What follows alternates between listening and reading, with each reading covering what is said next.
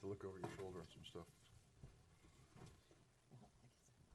Pledge allegiance to the flag of the United States of America and to the republic for which it stands, one nation, under God, indivisible, with liberty and justice for all.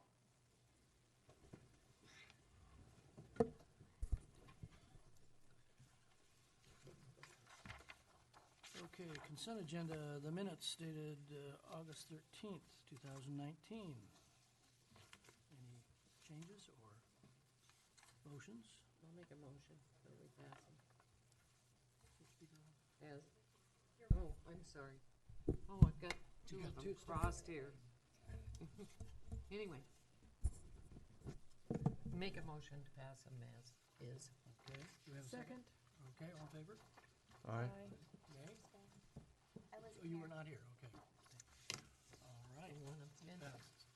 Okay, do we have any topics from the floor that do not have anything to do with the public hearing tonight? Okay.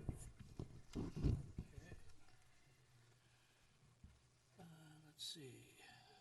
All right. So, public hearing agenda. We have a variance, fence height at 55 Dubois Lane. Du Bois. Du Bois. Oh, sorry. It's that French class coming through. Du Bois. That's what it should be. Oh, would that Yeah, be I gotta Bois use it, so I have it Cascade? in grade school, so I use it somewhere. That's why. This is Kind of my first chance I had Latin, in a long you time. know. Yeah, I've got that too, they all mixed together. Britannia. All right, In 2 years of it. there we go. All right, it's now 7:03 PM. The public hearing is now open. Absolutely has nothing in it. This is a quasi-judicial land use hearing. The subject of this hearing is a request for a variance permit for the subject property identified to the county assessor's map as lot 9300, 9399, and 9400 on map 4N1W-4CB. Applicants are Shannon and Brian Barrick. Did I say that right? Okay. The owners are the same. Because the quasi-judicial proceedings require the observance of certain procedural formalities, we will take a few moments to cover some preliminary matters required by the statements. Does any member of the commission wish to declare an ex parte conflict of interest in this matter? Hearing none. Does anyone in the audience object to the ability of a commissioner to make a fair decision? Seeing none. Generally, the order of proceedings will be as follows. Required statements, staff report, applicant's presentation, those in favor of the application, neutral testimony, those opposed, rebuttal by applicant, final questions, close of record, and deliberations and discussion. The following statements are required to be made at the commencement of the hearing pursuant to City Code ORS 197.7635. Following is a list of applicable substantive criteria for this decision. St. Helens Municipal Code 17.108.050.1. Criteria for granting a variance. All testimony, arguments, and evidence must be directed towards the applicable substantive criteria as described or other criteria in the plan, such as a comprehensive plan, land use regulation, such that it's found that the development code, which the person believes applies to the decision. Failure to raise an issue, including constitutional or other issues relating to the proposed conditions of approval in this hearing, in person or in writing, or failure to raise an issue accompanied by statements or evidence sufficient to afford the approving authority an opportunity to respond to the issue, precludes appeal to LUBA, the Land Use Appeals Board, on that issue, and precludes an action for damages in circuit court. All right, Jacob, what do we got? Thank you, Mr. Chairman. So, first item for tonight is, at least public hearing wise, is a variance. And this is a residential fence height variance. Our code says, it has specifications for fence heights. And it's, 4 or 6 feet, depending on if you're along a front yard or not. And the code says if you want to go higher, you need a variance. And in this case, the applicant would like to go higher. In fact, they would like to go 8 feet total.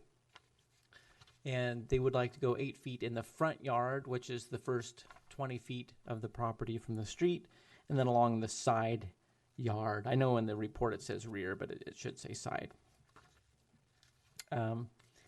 House has been there a long time, built in 47, though there's some newer buildings there. And it's along the creek, and that's one of the factors that we're dealing with on this.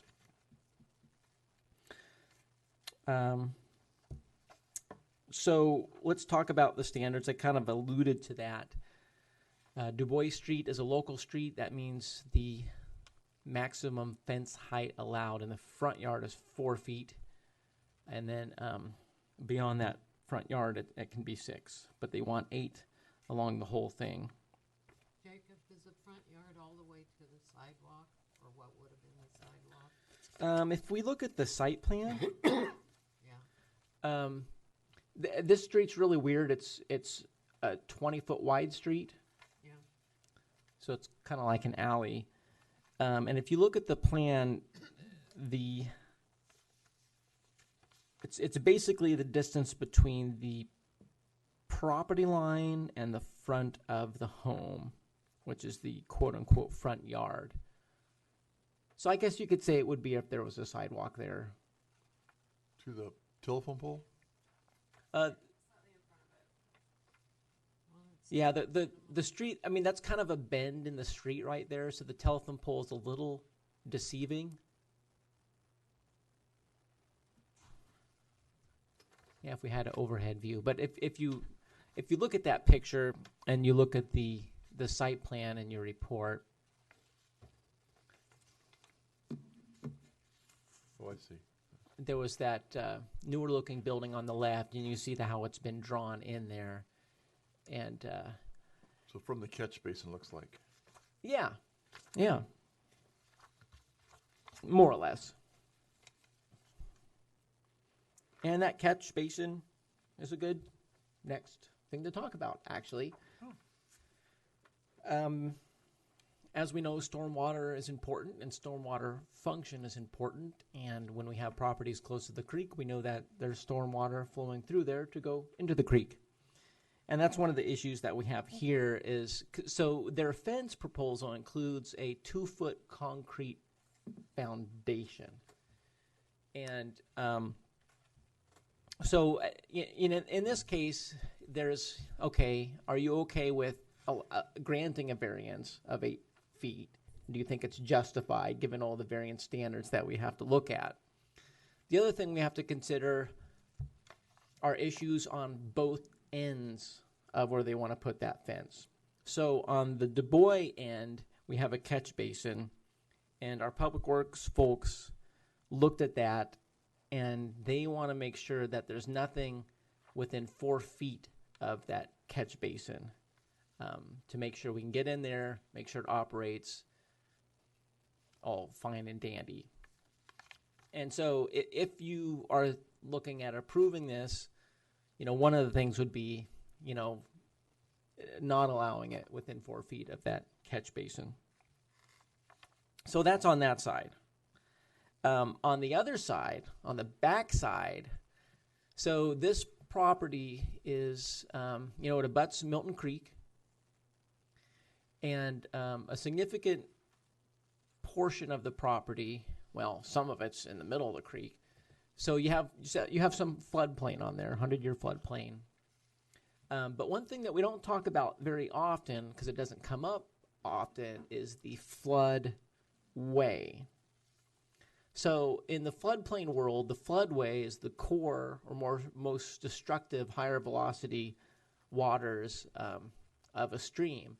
And because this is an old property where you had the property lines going into the middle of the creek, obviously you have some floodway there. And there's some pictures that really help illustrate some of this. There are some old flood walls built a long time ago. And I should note that the city first had floodplain regulations in 1988. So a lot of development and stuff happened before that. But this is the backside of the developed property. Where the picture's being taken, you're technically still on the property since the line goes into the creek area. But that floodway, So you can see that wall there. The floodway actually extends beyond that wall because the floodway includes the core and then the peripheral areas. And from the best estimate that we could make, it's the floodway is about to the back edge of that shed. And there's another picture in there that kind of shows that at an angle. So this same shed, and you kind of see how from this angle, how the retaining wall juts out into the creek where that fence is. So the significance of that is the floodway being a core part of the flood. There's some rules about developing in the floodway that you're not supposed to allow any increase in floodwaters. And if you put a bunch of fill in there, the concept is you're going to displace floodwaters on other properties and cause problems. And, you know, we have to look at flood systems. Well, we have to look at floods as a system, not property by property. So what I'm getting at is because of these laws, because of us having to look aggressively at the floodway, we're saying that the fence cannot go any further back than the backside of that shed. Now, we did receive one letter from the abutting neighbors who happen to be here today. And they their written testimony talks about concern of turbulence and damage from stuff. And that's kind of related to the floodway concerns. In any case, what we're saying in here is that that fence can't go any further back than the back portion of that shed. And so if you approve it, we have those constraints to consider. But of course, with the variance, we have to look at the standards. Do the standards apply? If you think so, then you have a method to grant it. If you feel like any of the standards don't apply, you're obligated to deny the permit. The first one is about, will it be detrimental to the purposes of the code, policies of the plan, all that fun stuff. And one of the things that staff talks about in the report is visibility. So if we're going to have an 8-foot fence, is that going to detract from the residential feeling of the neighborhood, or is it going to be more institutional? You know, prisons have large fences for a reason.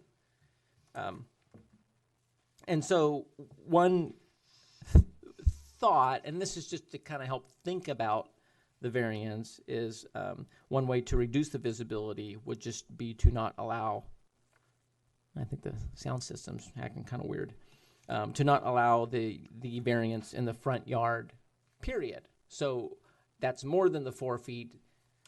That would go back to, the face of the house. And of course, we talked about the floodplain and floodway, so I won't talk about that anymore. The second one talks about unique and special circumstances. And, staff didn't have any additional comments about that. I think their issue is they're concerned about privacy, at least as they explained it to us. The third one talks about maintaining the standards to the greatest extent possible. And again, staff's talking about, well, is the 6-foot fence necessary? Is that the reasonable amount? Would 6.5 be reasonable? Would 7? Is 8 okay? Another thing to think about is, given the visual impact, to not allow it in the front yard, if you thought that was a potential problem. The fourth standard talks about being detrimental to systems, and that's just more ammo for the condition about the floodway in the back and the storm drainage in the front. Now, the last standard talks about the variance not being self-imposed, and it's the minimum necessary to alleviate the hardship. And the hardship was one that staff wasn't sure if it was very well defined in there.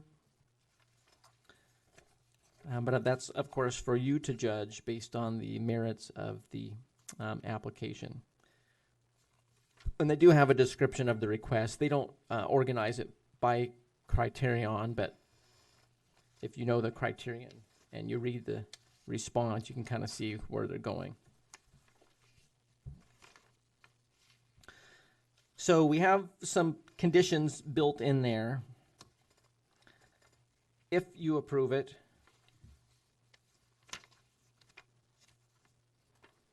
and we like to put the ones in red that to kind of draw your eye. And with that, I think it's time for testimony, unless you have any questions for me. I do have a question for you.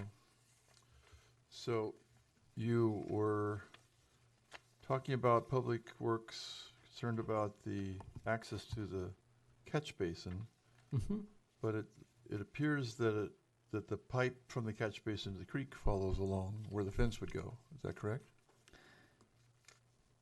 The storm line? The storm line, yeah. Yes. Yeah, and So if they were to build the fence, they would build the fence on top of that pipe. It would be Yeah, impossible to resurface that pipe. Sue kind of mentioned that in her comment. If Yeah. you read, page 2. yeah, Yeah. if you wanted to read through it, she mentions that, it's not ideal to allow the fence along there, Right. but there are cases. Well, they just take out the fence and fix the pipe. I mean, it happened to me, my house. Yeah. But in this case, the reason the 4 feet is because it interferes with the functionality Yeah. of the storm drain. Okay, So that was kind of the limitation. Okay. Yeah. Yeah, so clarifying that. what she says, although the concrete base that is proposed for the fence is not ideal for future access to the storm pipe, if necessary, we are not recommending against its construction, but they do get into the 4-foot thing. Okay, the other question I had is the floodway as described, the floodway on a map, until you're applying it to this property, it's about that particular point, or is that an elevation that you're determining a floodway? Yeah, so this is something that, Because it could be that it was mapped floodway much broader than is physically able to be a flood because of the retaining walls. so this was my riddle on this one. Where in the heck is that floodway? Because a floodplain, it's all about the elevation. Yeah. You get an elevation, then you know where it's at. And so I looked at the flood study, and there's no elevation for the floodway. So I'm like, how do I figure this out? So I even called the state flood coordination person, and what she told me is the map is regulatory, and So the map trumps the physical features on the ground? Is that what you're saying? yeah, the only way to figure it out specifically is with modeling. Yeah. And that's going to be very expensive. ECRAS models and that kind of stuff. Mm-hmm. And the modeling may show that you could end up spending a lot of money on the modeling Yeah. from FEMA, and it shows that there's going to be a rise in that floodway, and it just shows that you can't do it. Yeah, they would have to challenge the FEMA mapping to change it. So yeah, excellent question, and Jenny was the primary author of this one. Okay. But that floodway question, I really put a lot of time in. So, follow-up question from that. Sorry. So they're talking about having an 8-foot fence, partially because of the flood, to help them against flood. Yeah, they talk about Future. putting it along the back, and so that's why one of the conditions. That's why the concrete wall and not just fence? That's why it says nothing shall occur / be allowed beyond the side of the existing shed facing Milton Creek. Okay. So that's to include fencing, fill material, etc. But that's what they wanted, right? Yeah. Their narrative wanted 2 things. The concrete footing along the length of the fence was also to help keep the fence from rotting. And then they also wanted to increase the height of the retaining wall in the back. And that's what Jacob is conditioning it against. Okay. Oh, they told me the concrete was so the dogs couldn't dig under it. Oh, okay. Well, I think think we're- it serves a dual purpose. Yeah, that's Their what it con- sounds their like. contractor But told it me sounds that. like there's Oh, another- okay. I'm looking at this and I see a concrete wall, a retaining wall Yeah. at that one picture. This, Then beyond that, another foot or 2 feet is a brick retaining wall or something. And then they want it behind the shed, you're, an additional one. I'm looking at this picture. Yeah, yeah, that one. yeah. Yeah, they wanted it to extend all the way where that existing fence is.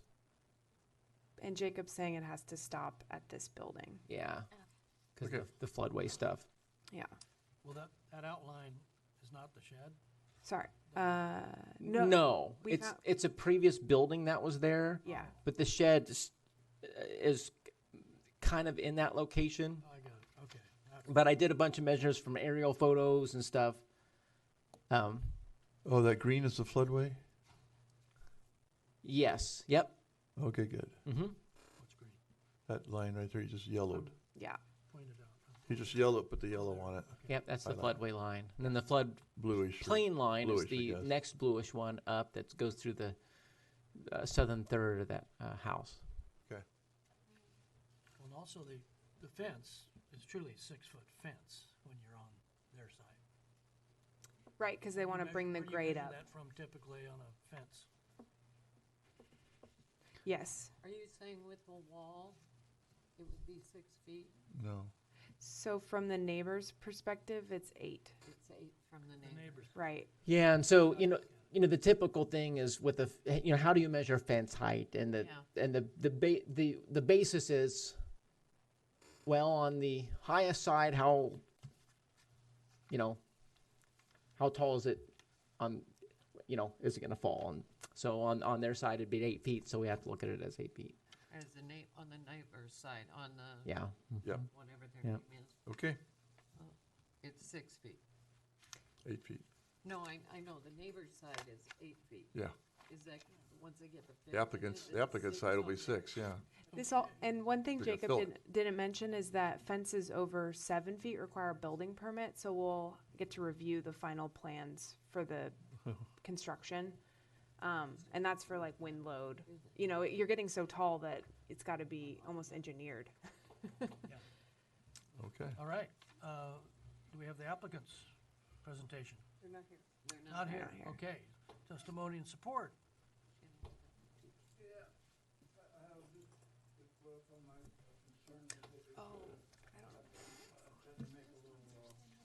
So there's going to be, sir, Jacob? there's a few different categories of testimony: support, neutral, and opposed. So this is in support. I'm just trying to make my point here, what I'm concerned Okay. You're, no, that's okay. That's It's fine. okay. Sounds like we, to anybody neutral that doesn't care one way or the other? Okay. Now, opposition. Would you be opposed to this? Okay, Yeah. you're up. It's your turn. Great. You're Come you're on. up now. Be the receiver. It's your turn. Is it not working?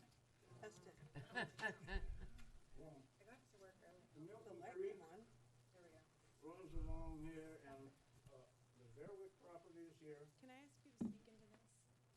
You can ask me to, but I wouldn't, you gonna hold it for me? No, I need, for minutes, I need to be able I'll hold it. You wanna hold this for me? I'll hold it. She has to take minutes. I can hold it. You just state your name and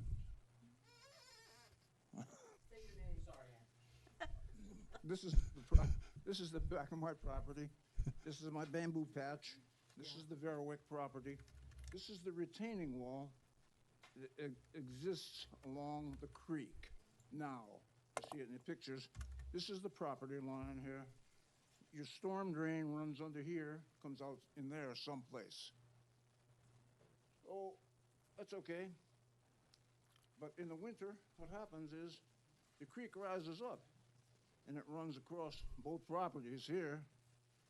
And when the 2-foot elevation is added to the Berwick property, that water that used to run across their property is forced into a small edge here that, in my experience with hydraulics, will create some turbulence, a little eddy around as it passes through into my property here. This is clay mostly, so I expect that it's going to wash out. And that's my concern. Whatever else happens, that's my concern. Thank you. Okay, Great, thanks very much. All right. Do we have any other questions of Jacob? I like your illustration. That's multi, Brilliant. Interactive. Yeah, That was very well done. yeah. okay.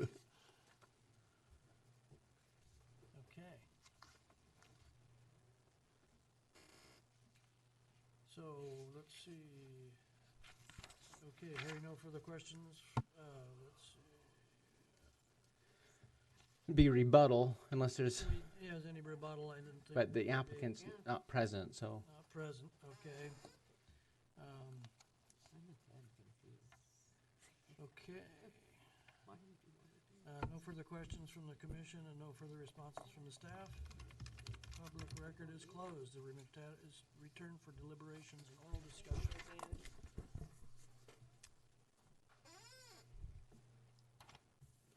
All right. You're the water guy.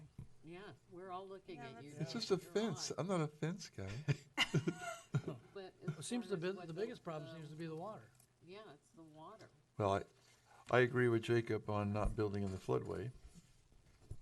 So that's not good. How far is he building?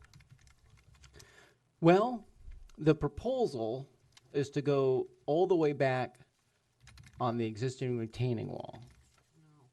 Our recommendation, should you approve the variance, is to not go any further back than the back side of that shed.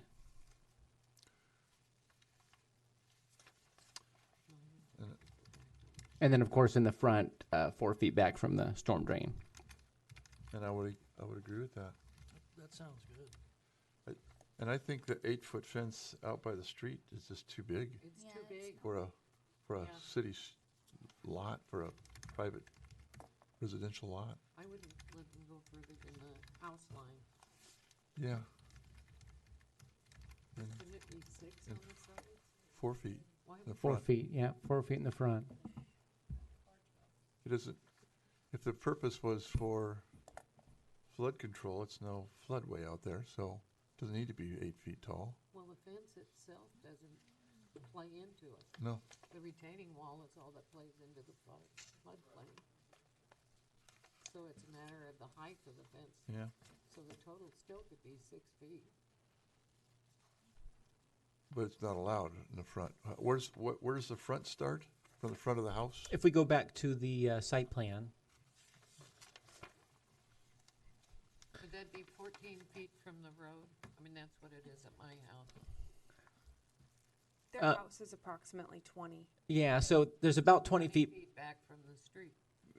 Yep. Okay. In this case, that's pretty much what it is. Okay. So we wouldn't want that. Now, how wide do you need for the pipe if it should flood?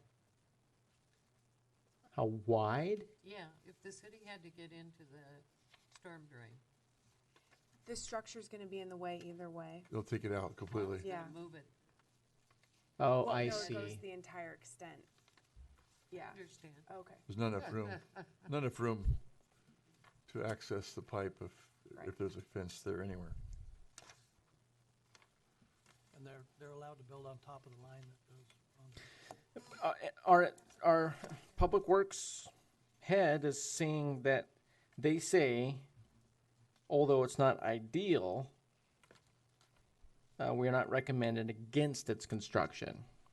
So they're kind of taking it gives us the heebie-jeebies a little bit, but what really gives us the heebie-jeebies is anything within 4 feet of that catch basin. So that's what they're adamant about not allowing altogether. They're saying, well, we could live with this on top of the storm. That's what they can line. live with, but the 20 feet will give them more than that. Oh, sure, yeah. Yeah, So it sounds like you want to, number 5, yes, I do. just allow it in the rear yard, Yeah. the variance. It'd be Well, the side yard. Now, we're talking just the retaining wall, not the height of the fence yet. Yeah, anything not in the front. Anything on the front. No. So I, Well, technically, they can't have the retaining wall within 4 feet of the catch basin, but if they wanted to do a 4-foot fence, they could. on top of a 2-foot wall. No, not. No. A because- 2-foot fence on top of a 2-foot wall. Which I can't imagine they would want to do, but they have that option. So it sounds like we don't really want to approve the variance at all. I don't. I don't. No, And, in fact, shorten this project up a bit. Right? So that's the first question. that's true. And then if you want to approve it, what are your limitations? I make a motion that we deny the variance. Do we remodel this project or just deny it and they go back to square one? We base it on the proposal. The applicant's not here, so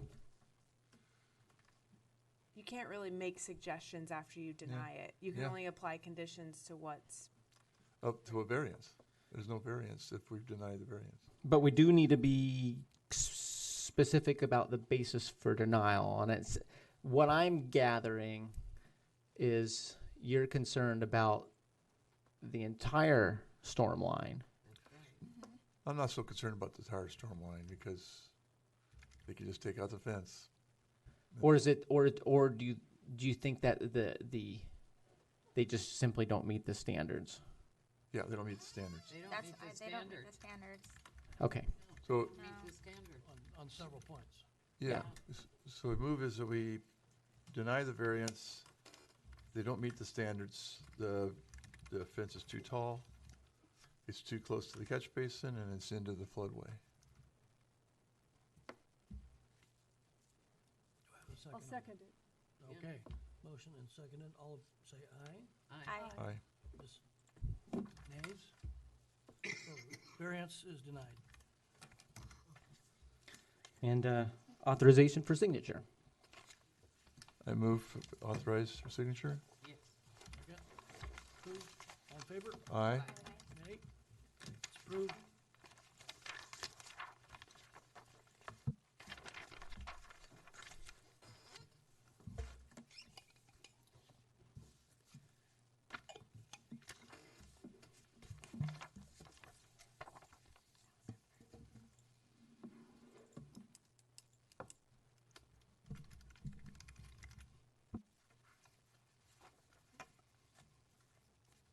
I've just made that. All right, it is now 7:34. This is a quasi-judicial land use hearing. The subject of this hearing is request for a conditional use permit. Subject property is identified on county assessor's conditional use permit. Subject property is identified on county assessor's map as lot 200 and 301 on map 4N1W-8AA. The applicants are community development partners. The owners are Gable Road LLC and Elliott Fixer. Quasi-judicial proceedings require observance of certain procedural formalities. We'll take a few moments to cover some preliminary matters required statements.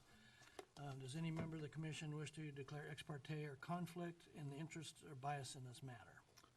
I do need to, it's not conflict, but I need to reveal. I work for the Oregon Department of State Lands, and I'm currently reviewing a permit application for most of this property for a different project. So it's a different applicant, and my deputy director said that it wasn't a conflict of interest for me, but I just wanted to make sure you knew that. Great, thank you. All right, does anyone from the audience object to the ability of a commissioner to make a fair decision? Seeing none? Okay, generally, the order of proceedings will be as follows. Required statements, staff report, applicant's presentation, those in favor of the application, neutral testimony, those opposed, rebuttal by the applicant, final questions, close of the record, deliberations, and decision. Following statements are required to be made as commencements of the hearing pursuant to City Code ORS 197.7635. The following is a list of applicable substantive criteria for this decision. St. Helens Municipal Code 17.100.0401A-F. All testimony, arguments, and evidence must be directed towards the applicable substantive criteria as described or criteria in the plan, such as comprehensive plan or land use regulation, such as that is found in the development code, which the person believes applies to the decision. Failure to raise an issue, including constitutional or other issues relating to the proposed conditions of approval in this hearing, in person or in writing, or failure to raise an issue accompanied by statements or evidence sufficient to afford the approving authority an opportunity to respond to the issue, precludes appeal to LUBA, Land Use Appeals Board, on that issue and precludes an action for damages in circuit court. All right, staff. Deja vu.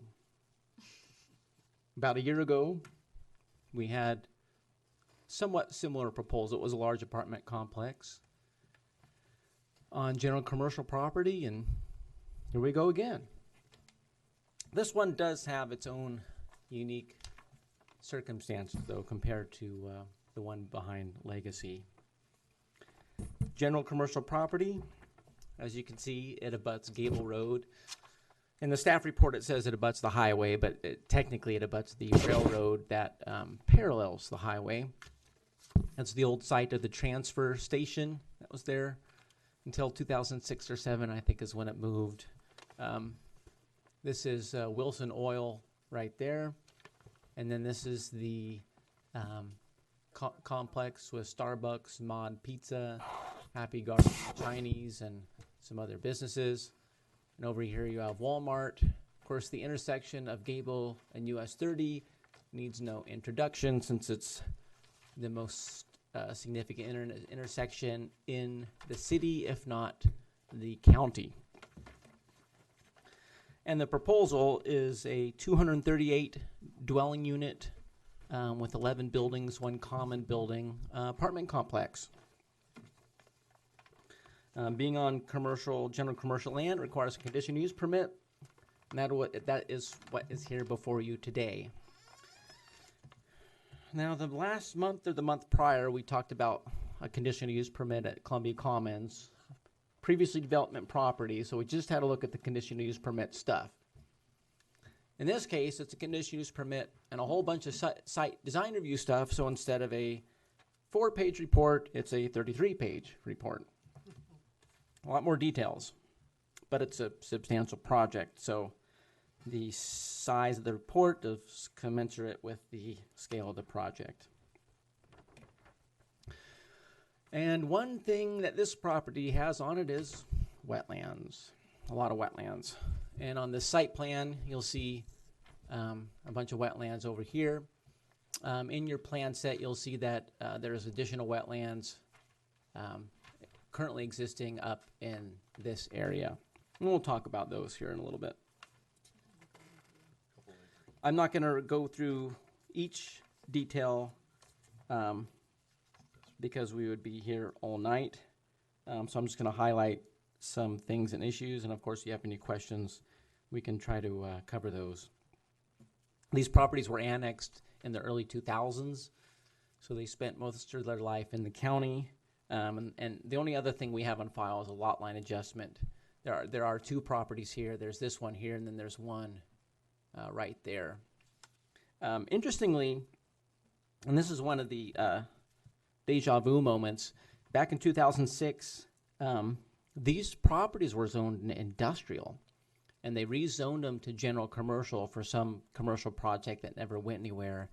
And the parallel of that is the old Violet's Villa site, which was highway commercial, and they zoned it to general commercial. And it ended up being apartments. In this case, it was rezoned for a potential commercial, and here we are with an apartment proposal. The other parallel is the Violet's Villa project. You know, we had meetings and discussions with people for years. This one, when I started working here in August of 2007, there was a pre-application file on this property. And I remember Skip, my predecessor, saying, well, that's probably something you should hold on to. And we held on to it and had meetings and had more stuff to hold on to and more stuff and more stuff. And hey, what do you know? Economy's good. There's a lot of demand, and we're actually here with a development proposal in hand.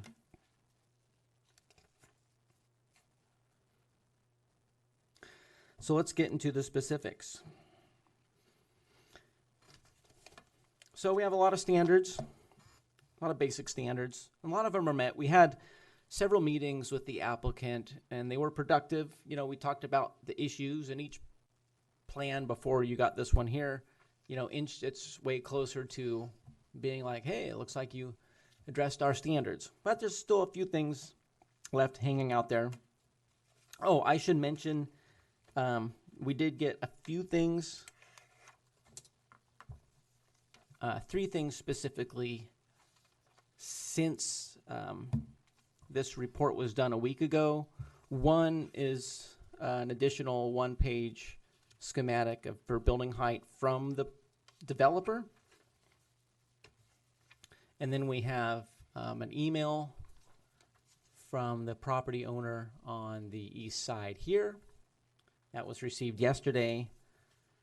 And then today, at about 10 minutes to 5 p.m., we received a letter from the PUD. And that is for this property up here in the corner. So don't let me forget about that PUD property. But let's go back to the report for now. And I'm going to reference the additional submittal by the applicant. So one of the basic things that we look at with zoning are yard requirements or setbacks and building height. And in the general commercial zone, when we have apartments proposed, the apartment residential standards supersede those of the general commercial standards. And that includes building height, which is a maximum height of 35 feet. And there are some exceptions to building height. And from the beginning, you know, all the building types met them. And so I guess I should explain the building types here in general. Right here is the Commons building, so it's its own thing. And then there are 3 types of residential buildings. This one single L-shaped building is what they're calling senior housing. This here, these are the townhouse buildings. And then these structures here are what they're calling the family housing buildings. And the building height checked out for everything. The one thing that we kind of debated a little bit was the family housing. And some of the early meetings, you know, they talked about, because our code talks about building height, and there's some aspects that don't contribute to the building height, such as elevator shafts and stuff like that. But the way it's written, it's not supposed to be a constant ridge. And at some of the earlier meetings, you know, before reading that closely, I thought, well, God, that may work. But looking at it more closely and considering the other debates we've had about view, especially along the river, and going through some of those fun meetings, you know, I'm a little extra sensitive to building height interpretation. And but the applicant did submit this to show that they could, for those family housing buildings, reduce the pitch to achieve the 35 feet. So I think what they're saying is they can resolve that without any issue. And I have a lot of red text in there, but I believe that they're addressing that, so we don't need to beat that up too much. So let's talk about sensitive lands. I'm going to go back to existing conditions. So this shows you all the wetlands on this property. So we have Well, we have sensitive land city is what we got. We have natural drainage ways going through there. That's a sensitive land in our code. We have wetlands regulated by agencies other than the city, the Oregon Department of State Lands, why Dan had to say what he had to say at the beginning, as well as the U.S. Army Corps of Engineers. And, all these are kind of in state and federal jurisdiction. And then we do have wetlands significant to the city. And what their proposal is, so they're talking about these wetlands here going away and then retaining this assemblage of wetlands here.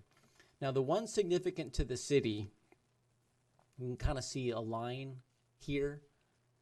If you looked at my marked up copy, I have coloring all over it. It's a little easier to see. But basically, the one that matters to the city, MC22, is here, which includes a 50-foot upland protection zone, which is included on these drawings. There's a little bit of encroachment here. But that's not a big deal in this case because of the big bad feds. The feds, my understanding, their priority on protection are forested wetlands. And if you looked at an aerial photo, you'd see that the tree canopy, at least after 2000, is concentrated in this area. And so they're preserving this area here, which is outside of the city's significant wetland area, but part of what my understanding is what the feds want to keep. And so that more than makes up the difference for this little bit of protection zone impact. So we have a lot of wetlands that are being kept. And that's all in the conditions worked out, no controversy. So I'm not going to get into that too much. Now, the letter from the property owner on the east side, Leela Wilson. So that's here. Now this property is currently vacant. It's zoned industrial. And the request there was for a fence to be constructed on the property line. So here, between the two properties. And I called Leela this morning before 9 a.m. to understand the basis of the request, because the email was, please require a fence. It didn't say why. I'm assuming it's the concern about trespass, but I honestly don't know. So we do have conditions about screening the parking lot with landscaping. There's a few concerns I have about the fence. One, you have a whole lot of wetlands here, and these wetlands don't just stop at this property line. Rather, that is the edge of the study boundary. There are wetlands that cross over. How far, I don't know. But the fence could disturb that. And then when you get down here, our transportation systems plan shows the northerly extension of McNulty Way. So McNulty Way is right here, the intersection of McNulty Way and Gable, and it shows an extension going up this way. And so we have to assume that someday that street will be there. And if we put a fence right here, it would be in the vision clearance area. So what I mean by that, at the intersection of two streets or a driveway in a street, we have vision clearance standards to make sure that when an automobile is pulled out, you can see down the street. And it's actually reflected on the landscape plan for the other driveways. Yeah, you can, it's hard to see here, but you see these little triangles. Those are the vision clearance triangles. So those are my concerns about the fence.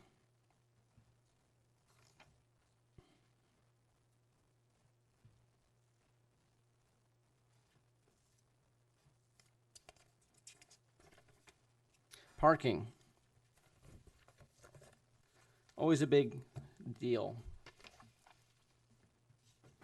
So, with parking, if we look at the type of units proposed, the total required is 440 spaces. And what this plan shows is 434. It's 6 spaces deficient. It's about 1%. And one of the questions I have in the report is if the commission is okay with that, there is something that we can hang our hat on that we'll get into later in the report.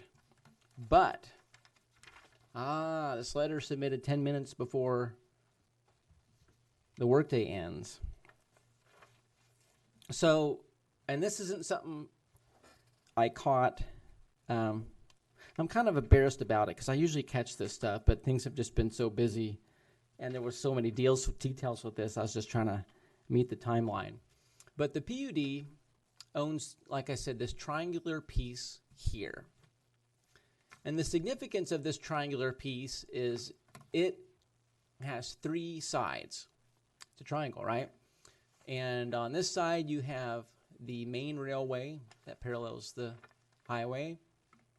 You have a railroad spur here along Port Avenue and Milton Way.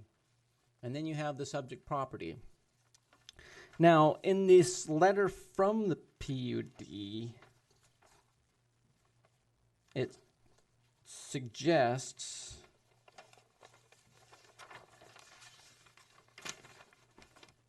I'm reading, trying to find that.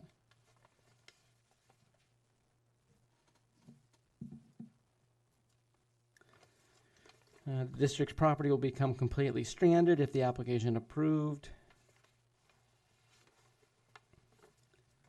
And I'm assuming, oh yeah, here it is. The district's tenant, the billboard owner, has permissive use of the subject property to access and maintain the billboard. So I don't know if that means they've just been using that property to get back there. They go by Sunset? You know, I haven't observed it personally. All I know is what they have in the record, but I'm hearing some people say, oh, okay. That's what I was gonna ask. I noted on there if there's a document that allows that permissive use, like a license or an easement or some sort, like anything that's recorded or. And I don't know, and because this was submitted 10 minutes before 5, it was a little hard to ask those details. So I'm in the dark a little bit. But they are requesting that the applicant provide access. And the reason I brought this up while discussing parking is, okay, well, a lot of parking spaces right there. You're going to lose 3 or 4 with a 24-foot wide access and a walkway stubbed out to that property. So are we short 6 spaces or 10? Now, there are a few places here and there where you could make up the spaces. You know, you might be able to fit a couple in these little islands here and here. But I guess, you know, we'll have to hear the testimony, what the applicant has to say about that, and see how you want to deal with it. But if we're looking at a condition in response to the PUD, we'd be looking at an easement and maintenance agreement, since it would have to go through the property from some of the accesses proposed off cable. Jacob, not knowing who owned that property. You speak into the mic. Yeah. Not knowing who owned the property at the time, I marked that. Is there any way that could have become additional parking? And now what you're talking about, they need to be able to access it. Would there be a way they could get an agreement for additional parking and still have the billboard in it and the? Yeah, I suppose so. The other thing the complexity of that is that property is not in city limits. So, okay, well, what's County Land Development Services going to say? It's industrial property and, you know, some parking spaces. That's not a big deal. But yeah, it's a good thought. I mean, I had marked it here, add parking. with a Yeah. question mark. It could be a, And I was pony trade. wondering Where they abut Fort Avenue, which crosses the railroad track, I realized, would there be any way to make that a third drive out with rail gates like on Old Portland Road? Further down, where it just Oh, past for the- this property? Yeah, for this property, down at the very peak of the triangle on the east side there, yeah. Here. Okay, just below that. What I was trying to do is add parking spaces up above and add a egress onto Fort Avenue. That's Yeah. not Port Avenue, that's the railroad. Yeah, I this is, understand that, but they could cross over if we could get the railroad to put in gates. Yeah. Well, they don't need the gates, though, I Yeah. mean, in theory. Is Sunset Tractor right on the corner there? yeah, Sunset's right here. I don't know, I was just looking for a third exit or an entrance. Yeah, and we discussed access, access and traffic at great lengths, and I think we have that pretty well solved. Of course, you can disagree. Well, in looking at that, one of those needs to be just a right turn. You can't have them both going both directions. Of the two that you've got marked. That's discussion later. So let's talk about access. That's the next thing, actually, in the report. So we abut one road, Gable, and Gable is a minor arterial. And when we abut a minor arterial, that's where we have to be aggressive about our access standards. And so based on the size of the project, our code says you would normally want 3 access points. And basically, what we kind of considered are the various requirements in the code about access management along minor arterials, and frontage roads and stuff like that, as well as the traffic consultant firm that worked on this, identifying that the 2 proposed would function adequately. And if you look right here, if McNulty Way is extended northward as identified in our transportation plan, and I think it was even in our 1997 transportation plan, so that's not something new, it could potentially connect to that road. Now, if this develops, there could be some kicking and screaming for that road, but it is in our plan. So, but we have to look at our plan. So there is a potential third access. Would that be too close for queuing distances from that intersection? No, well, it meets our spacing requirement.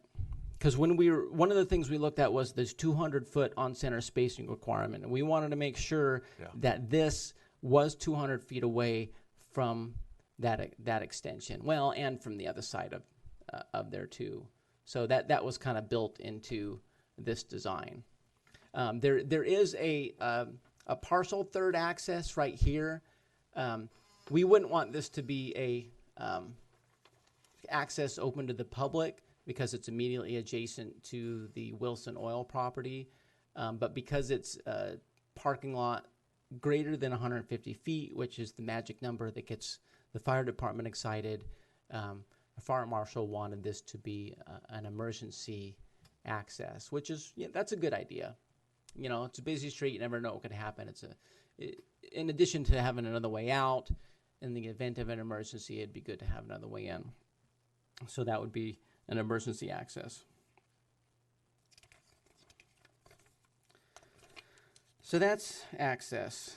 And now we're going to talk about the well-being of the residents. And in our apartment standards, we have standards in regards to privacy and noise for the comfort of the tenants. And one of these standards talks about ground floor units having their own space, their own chill space, basically. And the only question I had there. Okay, so here are the townhouse type units. And so they all have this alcove thing on the ground, clearly their own, except here where it's a mirror image of each other. And if you could read this, you would see, you would see that it says a 5 foot high wall, and for privacy. And in my mind, well, God, is 5 feet high enough? Should it be 6 or 7? Just given the average height of the American person. So that's a question, and that's in the conditions, so you don't have to necessarily remember it. So also talking about this ground floor personal space, the family housing. Now the family housing, if you look at these upper ones, they have balconies with dividers, and that's great. The ground floor, though, is a common entry, and you'll see that they have somewhat of privacy. I don't know if that's meeting the intent entirely, but when we get to the variance, quote unquote, part of this, the applicant is proposing to use something in the code to alleviate that. And then the senior building just doesn't have the ground floor privacy areas altogether. In addition to the ground floor privacy area, there's the same for the upper floors. And the townhouse buildings are okay with that. The family housing buildings are okay with that. The senior housing lacks that altogether. And we'll talk about the exception in the variance section when we get to that.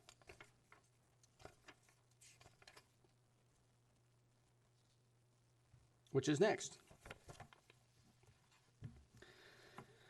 So in our variance chapter, it's not just variances that go to you and you can make the decision. There's actually some latitude provisions, because no code's perfect. You know, you apply numbers, but in the real world, those numbers may not make sense. And what our code says is if you have some deficiencies, you can make up for that. And one of those provisions is if your private outdoor area, which is what I just discussed, and your shared outdoor recreation area, which I haven't discussed, but I'll talk about that now. If one is much larger and it makes up an area, then that is something that the decision body can consider. And so for the shared outdoor recreation space, the minimum required would be 1.23 acres. They're proposing 2.5 acres. So well beyond the minimum requirement. And, you know, in the code it says you may allow it. Staff feels that it easily meets the intent. You just need to be on board with that. And there's two things. There's two parts to it. There's the quantity of outdoor recreation that's being proposed, and the fact that, you know, they're not just saying, well, we're not going to meet this for any of the buildings. You know, the senior housing is kind of different, but these other types largely meet those standards. But of course, we want to respect the commission's decision-making authority. You are that in this case, so we want to make sure you have an opportunity to think about that and bless it. Now let's talk about parking. A lot of people, a lot of cars needed space to park. So another thing that our code allows is a potential deduction in parking. And there's a couple standards in there. One, the application is for a design for a specific use, which is intended to be permanent in nature, for example, senior housing, and which has a demonstrated low demand for off-street parking. And that, you know, it says senior housing. Whether or not it meets that, I don't know. It wasn't explicit in the application. But there's another one. This is in the report. There's a community interest in the preservation of a particular natural feature or features on the site. And reducing the standards will not adversely affect adjoining uses. So it's 6 spaces out of 440. And the fact that there's so much wetlands on the property and a significant portion is being preserved, that is something that you can hang your hat on to say, well, 6 spaces. But you're not obligated to. So that's something to think about.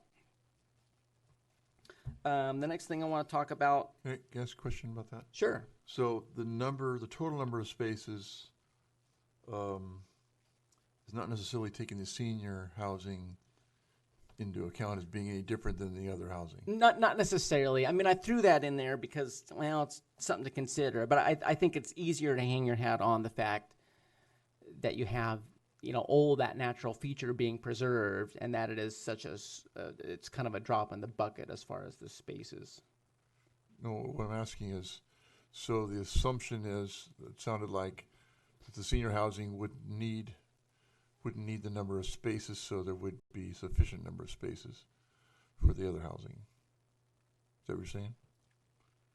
I know not what you were just saying, but You could say that. practically. You could say that. And how it's going to function, I mean, the applicant will have their opportunity Yeah. to present. So that might be a good question Okay, for them. right.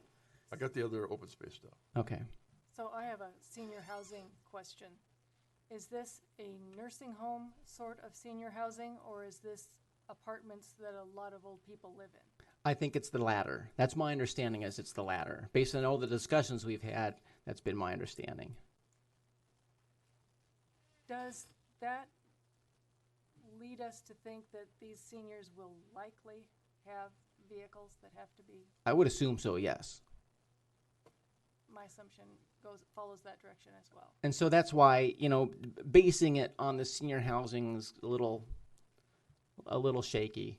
You know, notwithstanding the testimony that we'd hear, if you wanted to hang your hat on something, the natural feature preservation is the way to go. But, you know, we'll see. We have a lot of people here, and I'm sure we'll have a lot of testimony. So, And studios requiring no parking spaces? studios require half a space, but no studios are proposed in this case. Oh, okay. Or no, excuse me. Studios require 1. Studios are 1. 1 bedrooms are 1.5. 2 plus are 2. Okay. I almost lied. And I know you would catch me for it, so I wanted to make up for that real quick. So conditional use permit stuff. The one thing I wanted to highlight there was the comprehensive plan. So when we look at conditional uses, it lets us look at a comprehensive plan when we think about what's proposed. And there was one thing that just kind of caught my eye, just for your consideration. We don't have any specific proposal, but there is a policy about multifamily development that should not be located where undue noise or other factors will adversely affect residential living. And so, it's a busy intersection, busy road, and you have the railroad, but at the same time, there's a lot of landscaping and wetlands and stuff that are amenities for the residents. So that's something to think about if you feel it's germane. So as a conditional use permit, you have a little more muscle imposing conditions. And I talk about a variety of things in here, such as any condition about that comprehensive plan policy that you think applies. one that we added based on this is that we have two properties. We want those to be combined for development purposes because the property line, here doesn't make sense when it's combined or when it's developed as a whole. And that's pretty easy, just a deed restriction. And then another thing is if we look at crime prevention, and one aspect of crime prevention is the feeling of being watched to help prevent crime. And you have a lot of windows, a lot of people looking out in many directions. And when we were kind of looking at this, the one place that we thought, well, God, there may not be as many eyes are right here.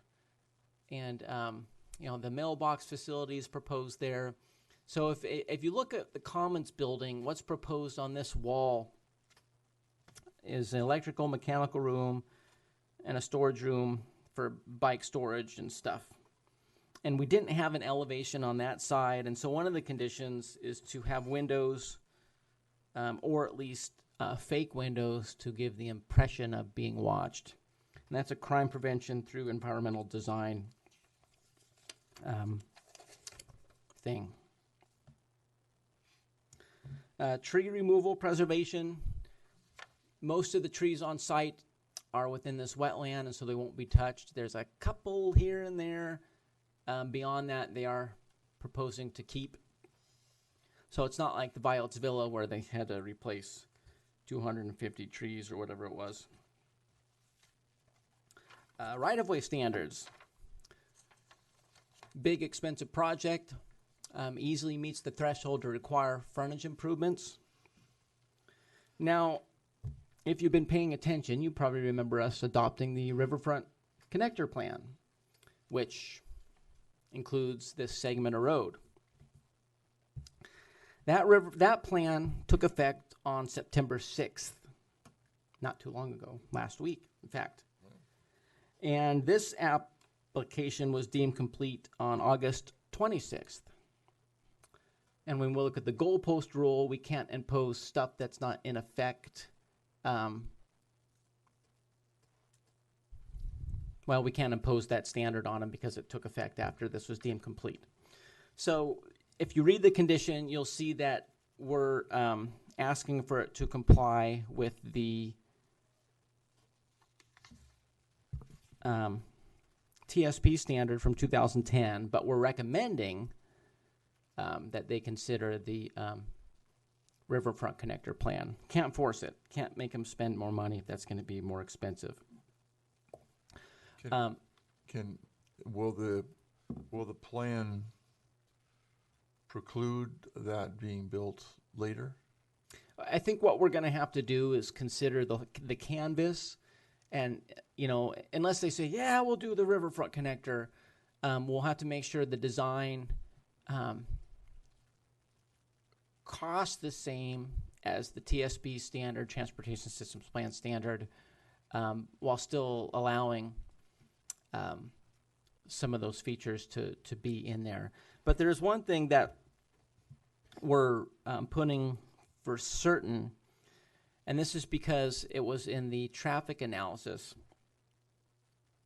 and that is to make sure we have a center turn lane that can extend eastward, because as identified in that traffic analysis, that is going to significantly improve traffic function around there.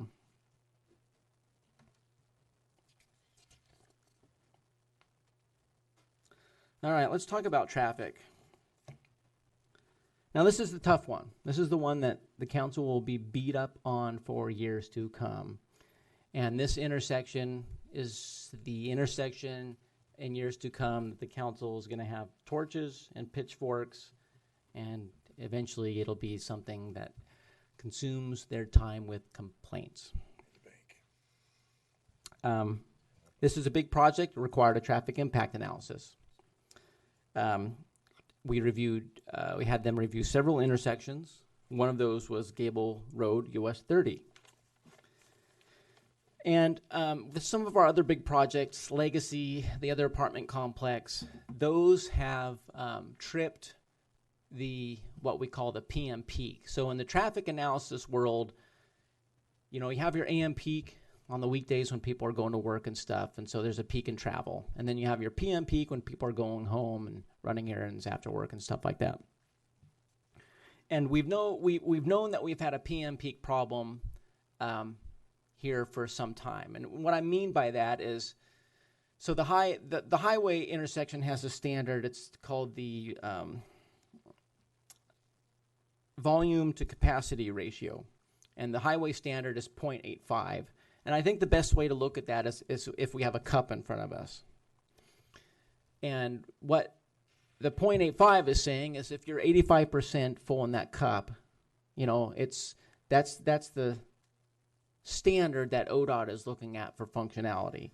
And so if we're using the cup analogy, you know, maybe we're on a boat and it's a little rocking and you have that much gap on top of the cup to keep from spilling.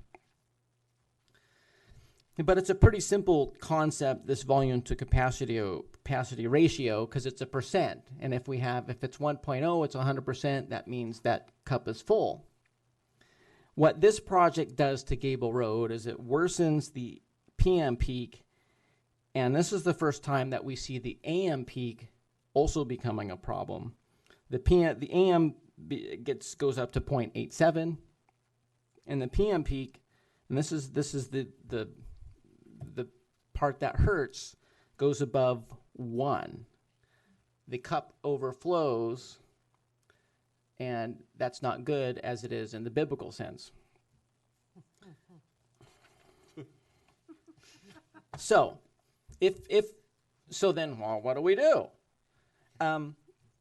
Well, we have plans, and we have plans that identify intersection improvements to improve the functionality, and you've seen those, including in our riverfront connector. What we've done with these other projects that have tripped the PM peak is we get a proportional fee based on the additional traffic created. You take that and you take the planning level project cost of the intersection improvement and require that fee to be paid in addition to your system development charges. Because they're not creating, 0 to 100. It's a small increment. I mean, it's a little bit increment than other projects. And just for comparison, the Legacy, their fee was around $4,400, and the apartments was about $7,800. I'm guessing that this one would be around $9,000 or so.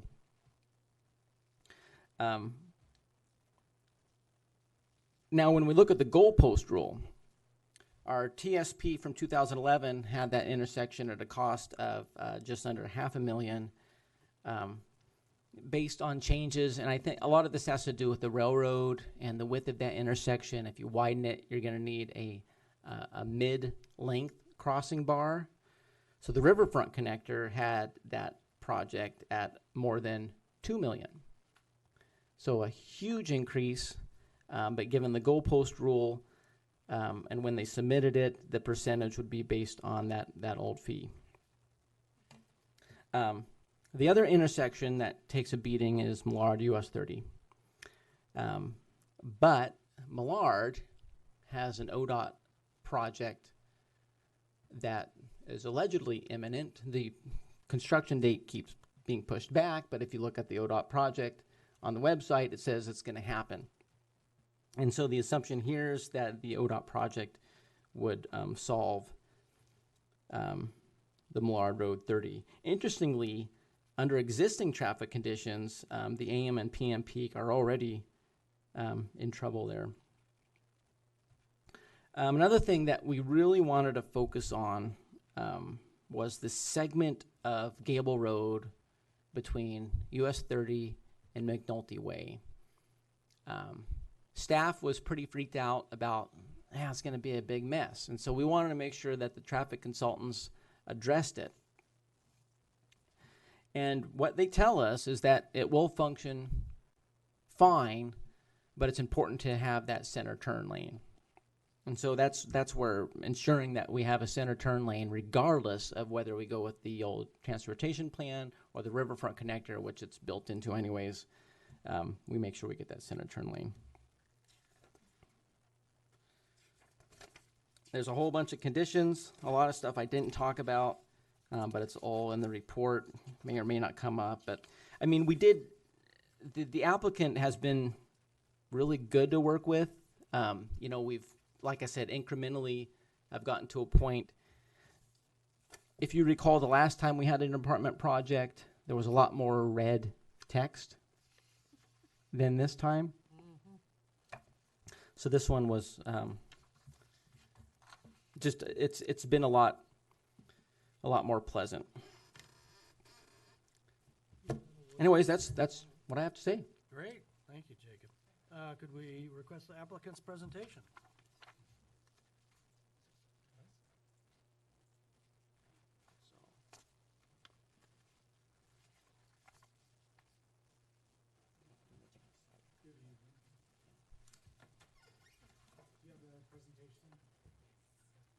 Good evening, Commissioners. Thanks for having us. I'm Eric Payne with Community Development Partners. And we got I don't know if this is on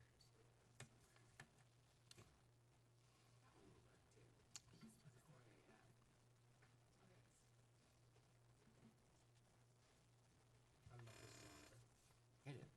She'll tell you. Top Rodder. Okay, we just put together a real quick presentation, and I'm gonna do an intro on community development plans, what our goals were in the site, and then our architect is here to talk about the specifics of the design of the project and the goals on that front. So real quick, Community Development Partners, we are developers and operators of apartment buildings, but we're very focused on innovative housing solutions and on improving the fabric of the cities and communities where we work. And we're long-term owners, so we don't build and sell as speculation. We're here to stay and be involved in the community and operate the properties as more than just apartments, but more as homes for people, and trying to create communities within the project as well as integrated into the surrounding community where we build. This is one example of a property that we built that was serving veteran community in Northern California near a base. This is a sample of a senior project that we built. It was 114 units. It was congregate care. So Commissioner Lawrence asked earlier if the senior units were going to be assisted living or independent living, just apartments with older people. This is a sample of some of the senior housing that we've done, which is congregate care. So it's independent living, but there is like a commercial kitchen and a common dining facility, and then like social activities for the residents to interact in a plethora of amenity spaces for them. So it's not, there's no medical services on site, but there are like services, and so it's more than just simply like apartments. It's somewhere in between. That makes sense. Thank you. So this is 2 stories with an elevator? 3 stories, yeah, with an elevator. With an elevator, okay. And that's what both of these products. This was also 3 stories with an elevator. There's been 2 phases of one project that was 252 units total. And this is another sample of a property that we renovated and operate in Salem. This is a new construction project that we're getting ready to break ground on in Gresham. It's 224 units, and it includes, somewhat similar to this, it includes a large open space in the middle of the property. This is higher density, but it includes a 2-acre public park that is being funded privately through our development, and we're operating it, but there's an easement for the public to come in and use the park facilities. And then this is just a photo of the entrance to the site, the existing condition. It's been available and on the market for a long time. Just fallow piece of land since the transfer station's been gone.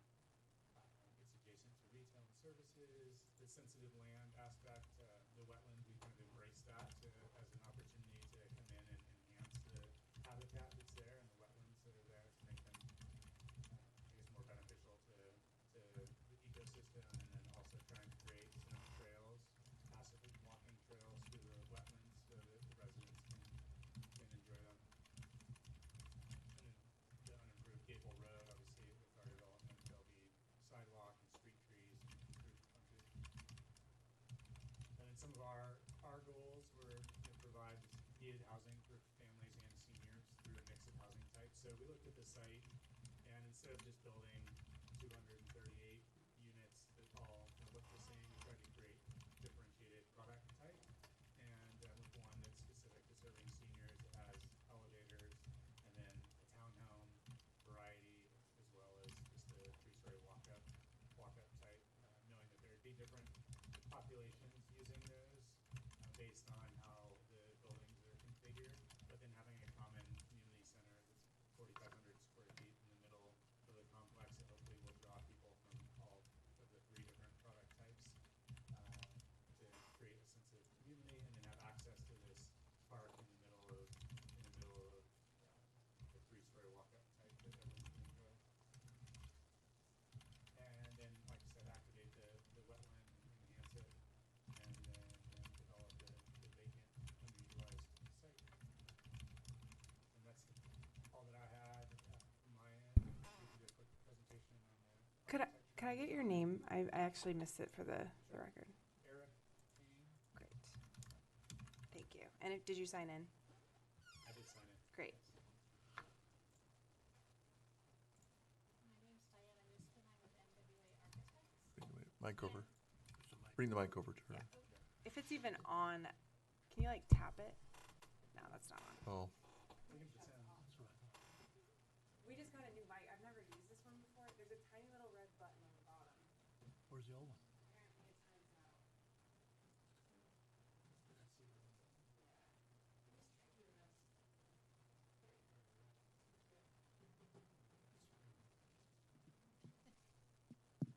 Hey. Now can you hear me? Okay. My name's Diana Musfin. I'm with MWA Architects. And as Eric said, we kind of really wanted to create a campus for this project and create a variety of outdoor spaces and different housing types that would help create the variety. The townhouse units that are kind of at the entry are meant to be more like a traditional townhouse or a brownstone where people don't have shared breezeways or stairs. They have their own independent entrances. So that kind of sets the character of the development. The main street that enters into that is not a parking lot. It's like a neo-traditional street with street trees and parallel parking. So that's almost like a lower impact right along Gable Road. And then we've concentrated all the major parking around the family housing in the center, which has a very, very large courtyard. The road kind of coming in between buildings and then flanking the wetland creates a nice experience as you move through the site. And let me see if I forgot anything else. The senior housing is meant to be kind of a simple, higher density appearance for the senior housing right along Gable Road. It has an L-shaped and forms a nice courtyard oriented towards the wetland. This is the townhouse building I was telling you about. So there's 4 of these, and they're all the same, and they front the street with these these inset porches, and then have a common lawn that they share in the middle, and the family housing that surrounds the really large central lawn and playground, and has the community room on the side of it opening into it. The community building is very, very conceptual at this point. I really like your idea of the windows facing the east. So we'll incorporate that to open up. All of those facades will be open. And that's it. Pretty simple. Yeah, and thanks to this, we really appreciated the opportunity to work with the staff on the project. There's been a lot of back and forth, but it's been great, very communicative. So I feel like we've arrived at a product that everybody's proud of. Great. Thanks very much. Any questions? Yeah. So Jacob had mentioned about that the townhouse units, the units that had the shared entrance area with the low wall, would having a taller wall be a architectural issue for you? Right. I also had another question about the family units. My son happened to look at these plans, and he's an apartment dweller, at least he has been. And he was looking at that entrance where it says private deck or private patio, whatever. But it has a wide open entrance to the stairwell, so it doesn't feel very private. Like you'd want to see a door there, so it could be more secure. But it's designed that way to let in light. Is that why it's open? Not that be the entrance door? Yeah, it's kind of meant to be a transition space. So as a house has a front porch that isn't completely enclosed, it's like a transition space between public and private. So it's semi-private or semi-public.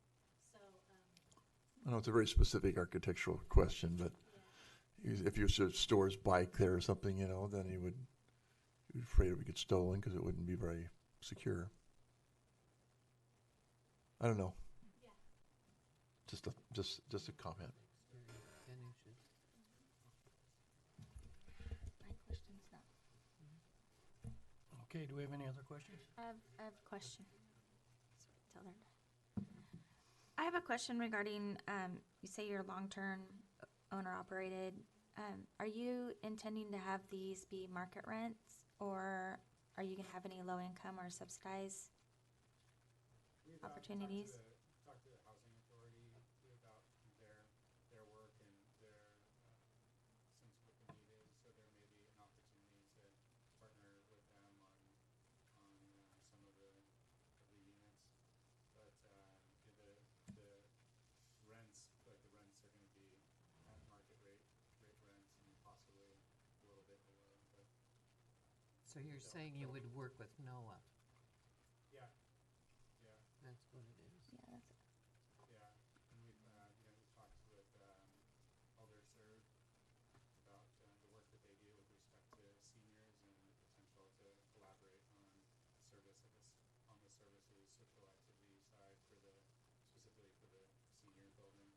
And then part of that, the design of that senior building was to create like a sense, private. They have access obviously to the community building and the rest of the whole campus, but then there's also like a private courtyard that feels like very secure. So you're gonna do like an Avamere where they can get meals and that? We're still like working on figuring that out and figuring out if there's a potential like partner operator on the kitchen and meal side. Yeah, so we'll see. But I mean, the rents are going to be for at least for all the family units for like working families. okay. But Thank- hoping it'll be affordable for people that are here working in the community. Okay. And then from like a marketing standpoint, we would start like very kind of concentrically and start locally with marketing for people that are already here in the community, and then like expand out slowly as opposed to just blasting it out by because the goal is to serve local people. So Okay, thank Are you. the exterior of all of these, which has nothing to do with anything, all plywood? Are the exteriors? Yeah.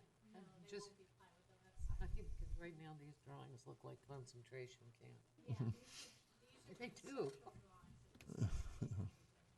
Okay.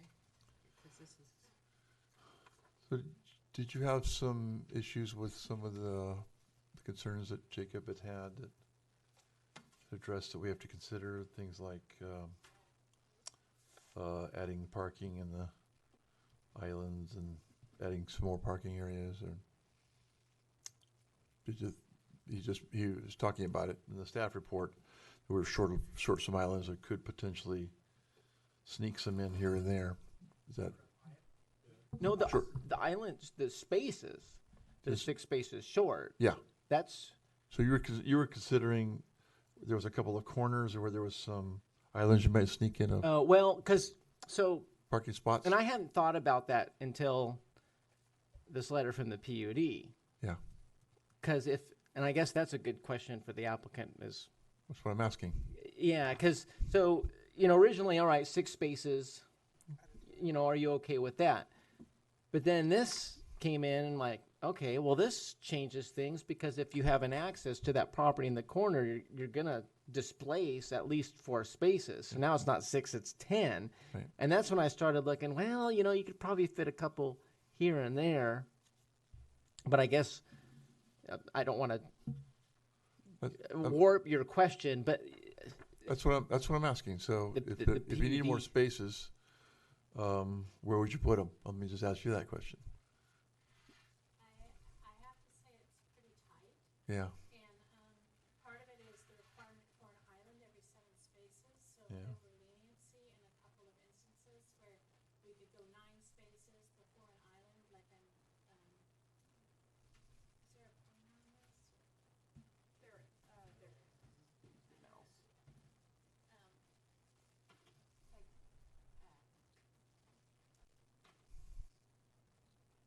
right here or right here. It's just that we were at 7 Uh-huh. island, Uh-huh. and then you get 1 space, it doesn't make sense. But if we could make these 8 spaces and 8 spaces, then we've got 2. Another potential, although it's kind of a tough spot, is right here. And taking those from parallel to perpendicular, it tightens things up in the center. So it's a pretty, the other areas down here, we're saving this very large oak. So, with the arborist report, we may be able to sneak another spot in there. But Okay. we're trying to be conservative with If we have to grant access for PUD, they're gonna lose parking spots there too. That's what we were just saying, yeah. Do they have a That's the legal question. easement through there or anything? yeah, so, and the owner's here, so I'm sure he'll testify on that. Yeah. We'll get to that then. Okay. Okay.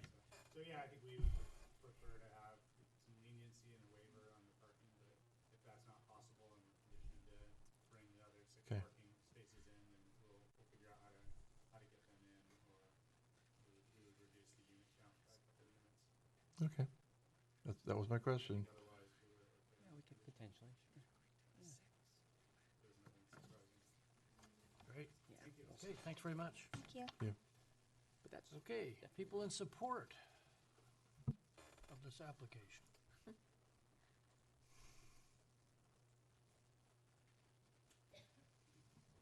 I'm Dan Miller. My mom, she has the property right across the street, right next to Walmart. I'm sorry, can I ask you to speak into it? You're kind of soft-spoken. My mom owns right across the street. The family has owned all that Is it on? at one time. It's probably not on. It's not on. I think It's not on.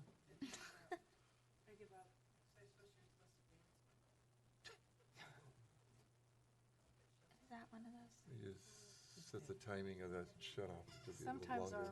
our electronic devices outsmart us. It's all this brand new equipment. Yep. Is that it? Yep. Okay. Our family has owned that property, both sides of Gable Road, almost all the way down.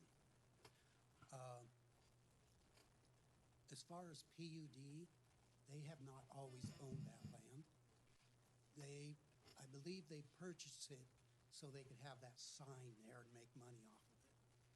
They've always come across alongside the tracks and come in there. So I don't think they have any right to demand a right-of-way through somebody else's property. They purchased it knowing there's going to be a problem. So that's my feelings about that. My concern is Gable Road and Highway 30 and the intersection. In my lifetime, they have moved Gable Road 3 times and still can't get it right. They had a chance before any of that was developed to move it. My father, I remember him telling them they need to move it further and straighten it up with over across the road towards the high school. The high school's been there since what, 1958, 1959. US Bank was never there. They had a chance to widen that. I have talked to the state people, and I'm sorry, they're idiots. Like I said, 3 times. I'm not ODOT. 3 times they had a chance to straighten that road out. They've been opportunity to move that. And like I said, they've moved it 3 times in my lifetime. They can't get it right. So I think, what is that, Milwaukee Way? And you want to put another turn lane, extend it, which I think is a good idea. But I think you need to put a light at Milwaukee Way now and start directing some of the traffic there over to Millard Road. 'Cause I'm sure at some time Walmart will finish purchasing the land at one time. I'm almost 94, so they have tried to purchase it. So that's the only thing my concern is, it's not this side of Gable Road that's the problem. It's US Bank and Safeco's problem. Yeah. Because it needs an additional turn lane. Yep. But to move it, you're gonna have to take in the Safeway parking lot. And then you're gonna make the intersection not coincide with each other. So that's one of my only concerns. Right. Thanks very much. Thank you. All right. Elliot?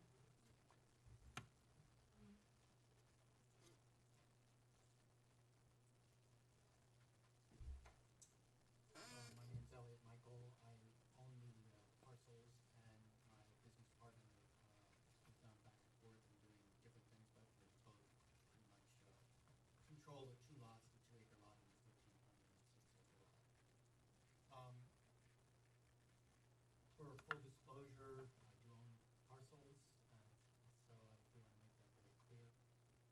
I own a lot of other property in St. Helens as well, and in all the projects that I've worked on, I felt very strongly, just as Eric Payne mentioned, that they believe in community, they want to get involved with the community. One of the reasons why I was very interested in working with Eric was that his philosophy aligned very strongly with mine, and that is creating a better community in everywhere that we touch. We've worked very hard as we're doing the buildings that we had to make sure that the tenants that we get into those buildings are good quality tenants, and that it's a sustainable we're part of doing that. We gave up a substantial amount of income in the past to ensure that that happened for the quality of the tenants that we had and for the work that we're doing on the buildings. When Eric first approached me on this, I sort of, over the last 13 years that we've had the property, and been working and trying to figure out what we're doing with it. Market's not been very good for the property, and there have been some issues. We've worked through most of those issues. I did a lot of vetting. There were other people who approached me, which I turned down, which I didn't feel that they would be positive influences for the community, and they were really people who were looking to, do their thing, make their money, and be gone. I think that Community Development Partners is an incredible operation. The question about, the facade of the buildings, I think if you look at the other projects which they've done, they're very high quality.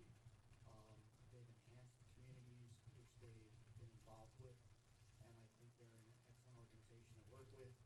And as Jacob had also alluded to, that they've been very compliant in getting information back and forth, and things have been sort of rushed because of a lot of things going on with a lot of people, that they've tried to work very diligently in making all the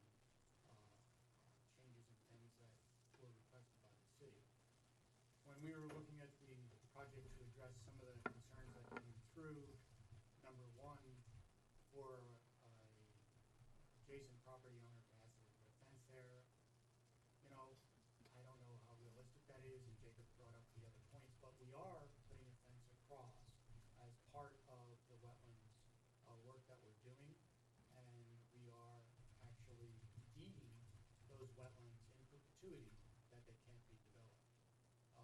It's something that I believe in very strongly. I'm a huge advocate for environment, and like member of Sierra, other environmental groups, but you know, I feel very strongly that we need to preserve certain things as well. The wetlands that are going to be actually filled in as secondary wetlands, primarily because the Department of Transportation dumped all their water onto that site, and that's where we see the water.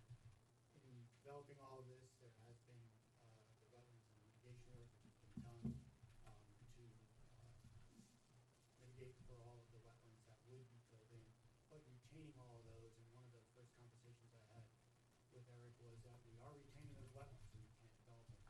And his response was, well, that's great because that's sort of our philosophy as well. And so I knew right away that we would be having a relationship which would be going forward and enhancing this community. We are going to be, as part of the wetlands mitigation, putting in a fence line which would not be on the property line, but rather along inside the wetland buffer area, just as part of what we're doing for our mitigation work with the Corps. So that is going to be done. So if whether there's a fence along the property line or whether it's interior, I think that their original, when we put out for public comment, the comment that came back from the adjacent property owner was they didn't want to have people trespassing and going back and forth. And I think that mitigates it, and I don't think it matters whether it's on the property line or say requested, which I think is reasonable. It's a matter of where to put it, and we think we need to maximize on where that's placed, and that's what we're doing with the mitigation. So that addresses that. In regards to PUD, I wish I would have known about this as well earlier too, because I can't sit here in testimony and swear to you that I know that they don't have an easement there, but I don't recall an easement that the PUD has there. They are landlocked. They are landlocked before this project, after this project, it doesn't matter. They are landlocked. And they have never, to the best of my knowledge, and my being involved with this property over 13 years, ever crossed through there because they wouldn't be able to. They always come in from the other side on the tracks. So for them to say that they're being landlocked and it's a cause of this project, that's not fair. They are landlocked. As far as parking and an agreement, if there was to be one in regards to meeting there, I think that that can be mitigated if that's the thing. I've worked with the PUD. We were looking at a project several years ago in which we need a little bit more land, and the PUD was amenable to allowing some development onto their property as well for benefit of the community. And I think the PUD is, you know, of the same mindset of everybody involved with this project, and that is they want to see enhancement in the community, and they're willing to work in that realm, and I don't think that would be a major issue to come up with, okay, how are we going to deal with that? But to say that they're landlocked because of this project, they've never crossed that boundary. So I think it's sort of a moot point, but it is something that I think that everybody involved, we were very willing to sit down at a table and say, well, okay, we got to deal with this. Right now, you've always come in from the opposite side of Fulton Road, and so, you know, whether it's done that way, whether there's an area where we give access up through that area and then we get additional parking, or if you look in the very far corner, if that can be dropped down a little bit, I don't know if you have the ability to drop that down. Up here? Yeah, in that far corner in the left-hand, right, drop down just a hair, right there, that corner, and there's no parking spaces right in that adjacent area to the left of where that hand is right now, in that corner. And to actually flip-flop that around, with the parking on that other side and open it up, they would have access there. And so I do, being creative and looking at a situation which needs to be addressed, that would be one of those areas where you wouldn't be taking away parking. You'd be able to work out where that would have access, and it is of the same grade back there. I know because I went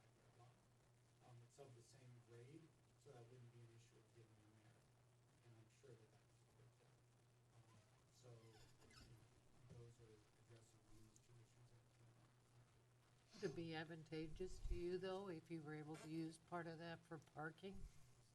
I think it would be advantageous for all parties involved, Yeah, but I don't want to speak for the designer of the project. well, and I understand that. And I think But that I'm the saying PUD, if the, You know, there are issues as to whether it's in city or county, but I think a lot of those things are nuances, yeah, which everybody realizing that it's gonna be to the betterment of all, that I don't feel that they would do it. well, that's what I was thinking. It would work both ways. Right. Elliot, doesn't the water coming on the site go off the property into through the PUD property and back into the property? Yes, and a matter of fact, I met with Sue Nelson and the engineers from the city dealing with it because, you know, it's a problem right now in that they're getting back up in those pipes and it's flooding on the other side.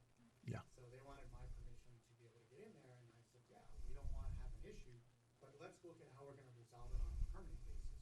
So we were looking at alternatives of actually bringing it through with the PUD, and we spoke to the PUD.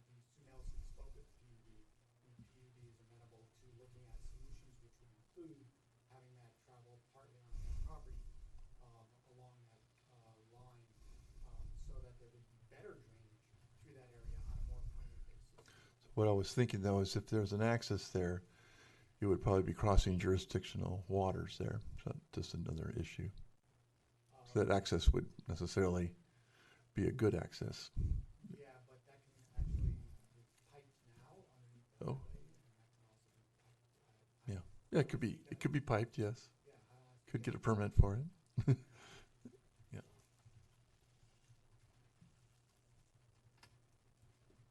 Any other questions? All right, Thank you. great, thanks. You know, if there's any concern whatsoever about the project, I really encourage you to look at their website and the work that they've done. It really is very high standards, and I think it would be a definite add to the community and supporting the community in their program, which looks at long-term, which I myself am a long-term investor as well, that they're looking at long-term communities. One other idea, do you have any thoughts on the traffic impact? I can't comment to that. Their traffic analysis did the work, and they're the professionals, and I, Right. you know, defer to them. Yeah, Thanks for coming in, Elliot. thanks. Thank you. Okay, next Susie on the fence. Susie's gonna fence.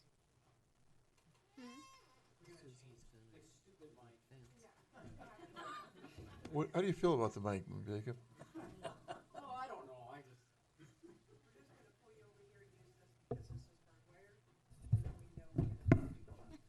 So you just have to get close to the counselor and I.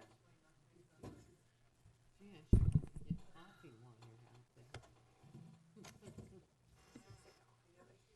All right, anybody else in favor? Oh, yeah, well, if nobody else in favor, we can go on the fence. I mean, neutral. I'm neutral. Okay, Yeah. And I talk loud. It's great. Yeah.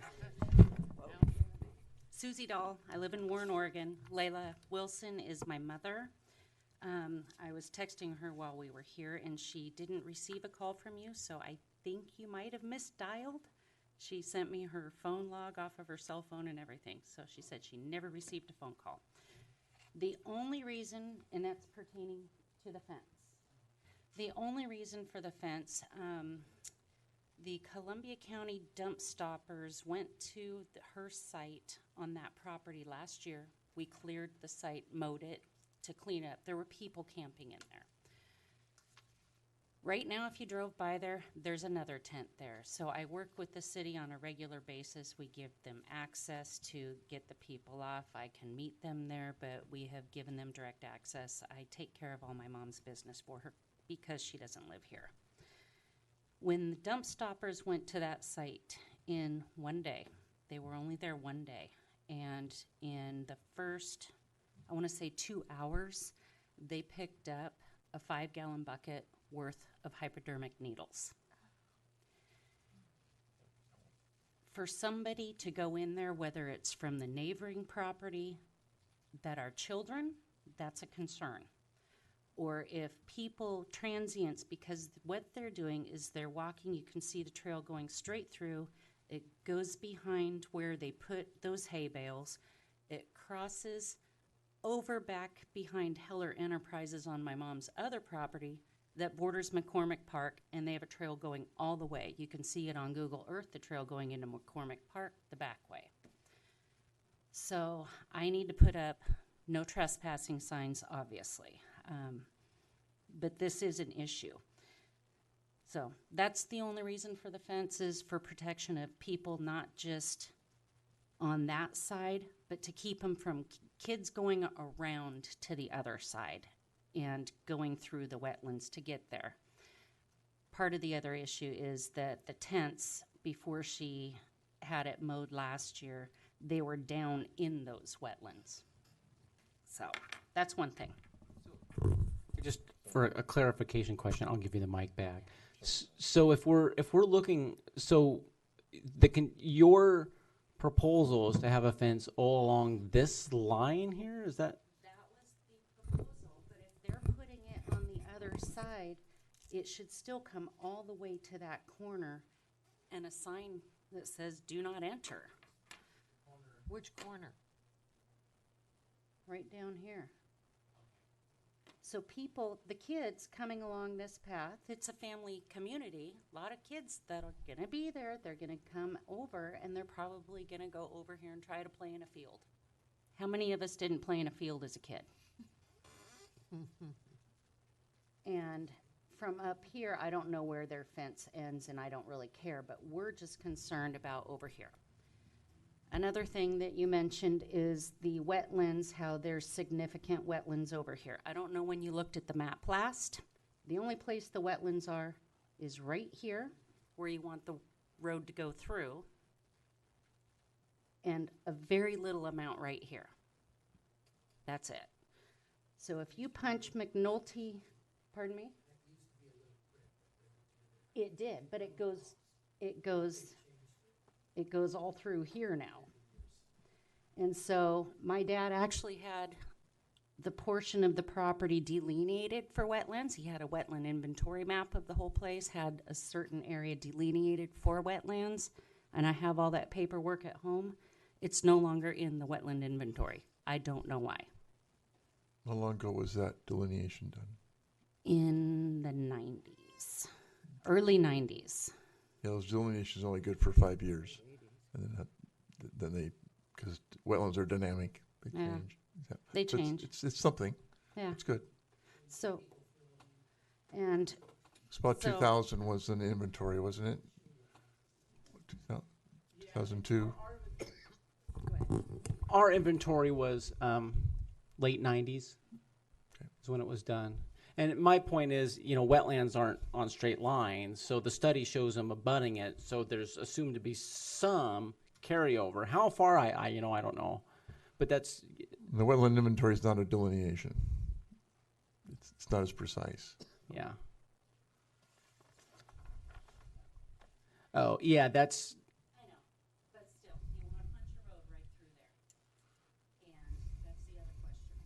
Nobody's ever spoken to her about the road.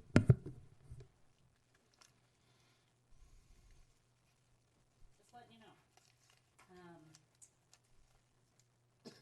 Isn't the road a thought, not something that's planned? I have no idea. But you're trying to use it as an option, possibly, for a third access.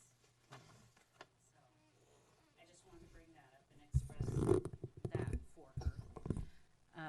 Because the traffic will be impacting. I think the idea here is great. The Gable Road crossing, I'm not so sure about, because the people who were interested in her property is a supermarket. And if another major supermarket goes there, then that traffic's gonna impact significantly more.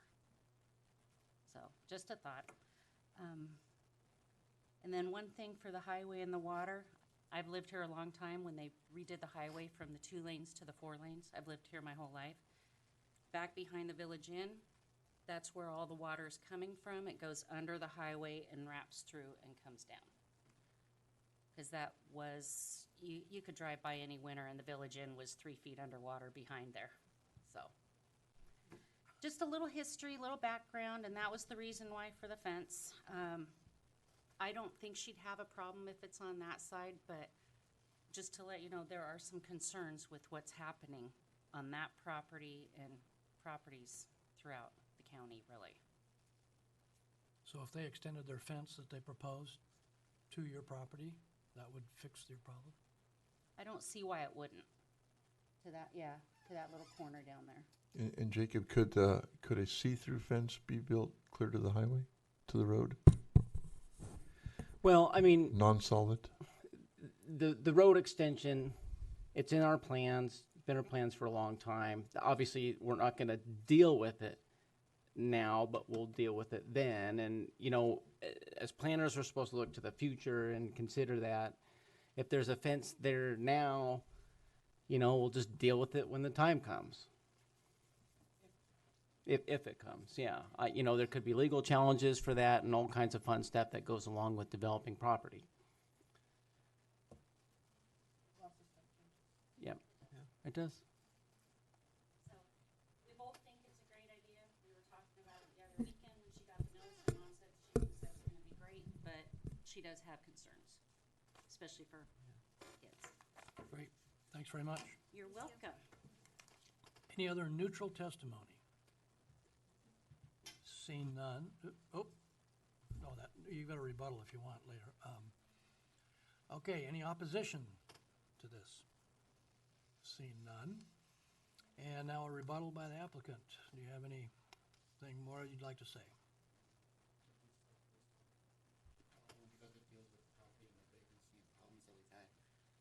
We've had similar problems when we mowed our property, and that's why we mowed the property, was because there were major issues with vagrancy and campsites. And so we did do that out. I actually talked to the police and gave them permission for access to the property and preventing people from camping on there as well, because it's a problem which just exists there. And I think actually the more that it gets developed out, the less of a problem that's going to be. And I think we all, when you have large areas of vacant land, it just becomes a congregation area. So I think a lot of that would be obviated and taken care of simply by the development. In regards to, you know, the fence and where it ties in, I think that, you know, right now, the fence, just so you do know, it would be coming all the way down to the property line, which would prevent some of that. And that's part of our mitigation plan, which was put out there, because your mom, your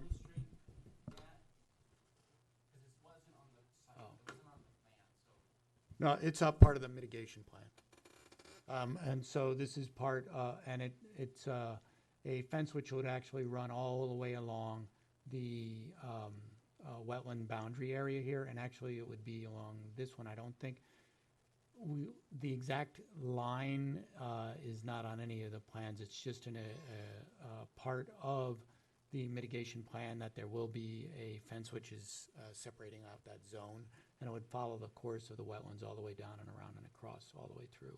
So, The mitigation fence wouldn't extend to Gable Road because the gable doesn't extend. no, it wouldn't have to, but well, certainly we would want to make sure that if there was going to be any road going in, that would be taken care of as well. We don't want to do any blocking or anything else, and it would follow through on the mitigation area. If it's something which can be implemented such that it, number one, I don't think that there's going to be a problem from people coming from the site development into our property. It's more or less the vagrancy problem. And I think that that's not going to be as much of an issue coming from our property. I think what's going to happen is they're going to have to put a fence across the front line of their property, because now that's going to be the empty zone. And I feel for you, and I think that as neighbors, we all need to work together, and that's something that we would do. And we've worked with the police as well. And I think that, you know, both of us working together with the police and having the signs and keeping people cleaned out, and people learn really quickly that, okay, we're not welcome here, that it sort of starts slowing down and stops.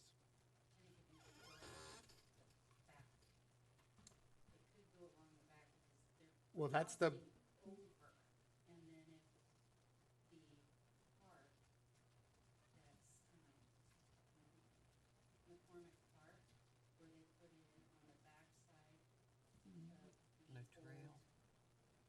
Yeah, but that's on the backside of your property. Right, but not on this property. Alloway. Right. So it doesn't affect The proposal, yeah. Yeah, we're getting a little beyond. Yeah, Yeah. exactly. So, but yeah, she did mention it to the Army Corps of Engineers. Yeah, I know, we responded to that with the plan. So Elliot, you will be selling this property to the developer? Or would you retain ownership of this, for this development? No, it'll be sold Okay. to the developer. Right. Yes. I wasn't sure, because you're kind of talking like, we're gonna do this, and we're gonna do that. Well, until, Yeah, okay. you know as well as I do, until things are signed and delivered. Okay, all right. Well, I would like to ask the developer a question related to that, if you could. Just when you have control of this property and you're managing it and you've got this nice natural area here, how are you gonna deal with homeless camps out there when the wetlands dry up for the summer? I mean, we, given the property will be kind of professionally managed by a third-party property management company, and then we keep a pretty close grip and line of sight through asset management on the property and the operations and the services and everything else. And I think through like a security plan that also involves having cameras and then with the staffing, there'll be 4 to 6 staff on site at all times. We'll have a lot of eyes on everything, and so we'll just have to be diligent about calling the authorities in when we need help, having something removed if there's ends up being like encampments or vagrants on the site. All right, thanks. Yeah, yeah, of course. Great, do we have any other questions? I don't think so. Okay.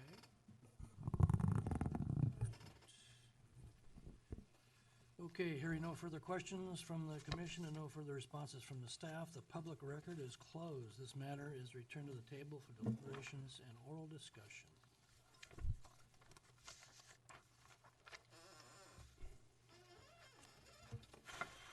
I think we got most of the architecture taken care of, and fences and everything. Yeah, so it sounds like they're okay with fixing the building height. And would we request that? Being over 35. So I think, so for that, if you go to page 29,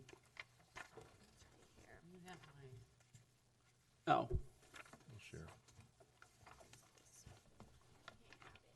Thank you. so condition U there, Yeah. it's a sub-condition. I think if we just keep it as require new building elevations with an overall reduced height, they've already figured it out. So that shouldn't be controversial. Okay, architecturally, it looks better with a steeper pitch, but that's, Yeah, it's, now if you wanted the steeper pitch, so I did have some ideas in there. One, you could, because I mean, a few feet, who cares? It's not going to be noticeable. it's not like we're waterfront where we have. No, but because of the waterfront and because we're supposed to be fair and we're supposed to implement law consistently, that's where, because I'm the one who gets to hear, well, why this guy got to do it, we hear that all the time. And so we need something to, well, this is why. So one of the ideas I had was, well, there's a conditional use permit, and it's a little weird, but you could make that as a condition of approval, the steeper pitch. So if you get a complaint, we can say, well, you can come in with a conditional use permit, and you might get 37 feet too. Exactly. So at least then it was based on the unique merits of the proposal and not just a general interpretation across the board. So that's one idea of how to deal with that. And if that's how you want to deal with it, well, then we don't even need a condition. So do you want to just tackle all the little questions one at a time? Yeah, let's do it. All right. Well, we'll start with building height then. Oh, okay. Jeez. That's an idea. Yeah. So,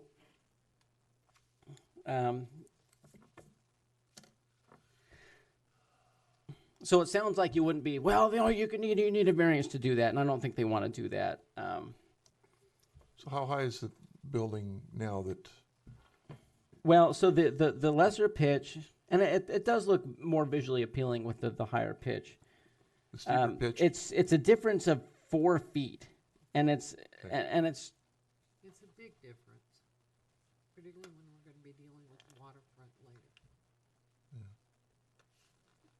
I mean, after going through the waterfront overlay hearing Yeah. Yeah, I just, and having to tap dance through that, Well, how tall are the fuel tanks in Wilcox? I think we keep it 35. hey, there you go.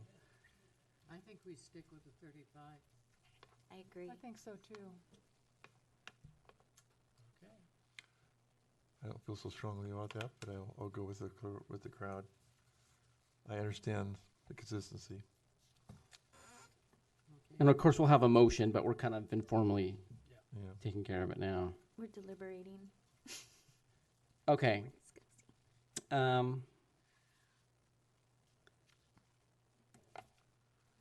Let's deal with this access thing from the PUD, because that can affect how we think about the parking. So by law, do we have to provide access to a landlocked land? Well, Isn't that a law? If State it's law? there is a way, and I don't know a lot about it, but if you have a landlocked land, you can go, and maybe you know something about this, Julie. Way of necessity, I think is what it's called. I'm not gonna be able to think of the name of it right off the top of my head right now, but, Isn't there some, if you have a landlocked parcel, you can go to the county and force your way? My great grandparents in Tillamook County had a landlocked house, and a homestead, and their driveway went through someone else's property, and he blocked it, and they went to court and said you have to provide this access. But that was a pre-existing driveway. Well, it went across the property. They both owned the properties at the time. yeah, They hand built the driveway. Because I have seen cases where, you have pre-existing access, both parties were aware of it, Yeah. and if it was there for 10 years, that just seems to be the magic Yeah, I got number. you, see. Then the courts seem to give deference to the, But I got the impression it was that you have to provide access through somebody's property to a landlocked lot. You can't just helicopter people in. yeah. This one's, it's different because they probably haven't used the property because it's been wet. And I imagine they have to maintain that sign at all times of the year.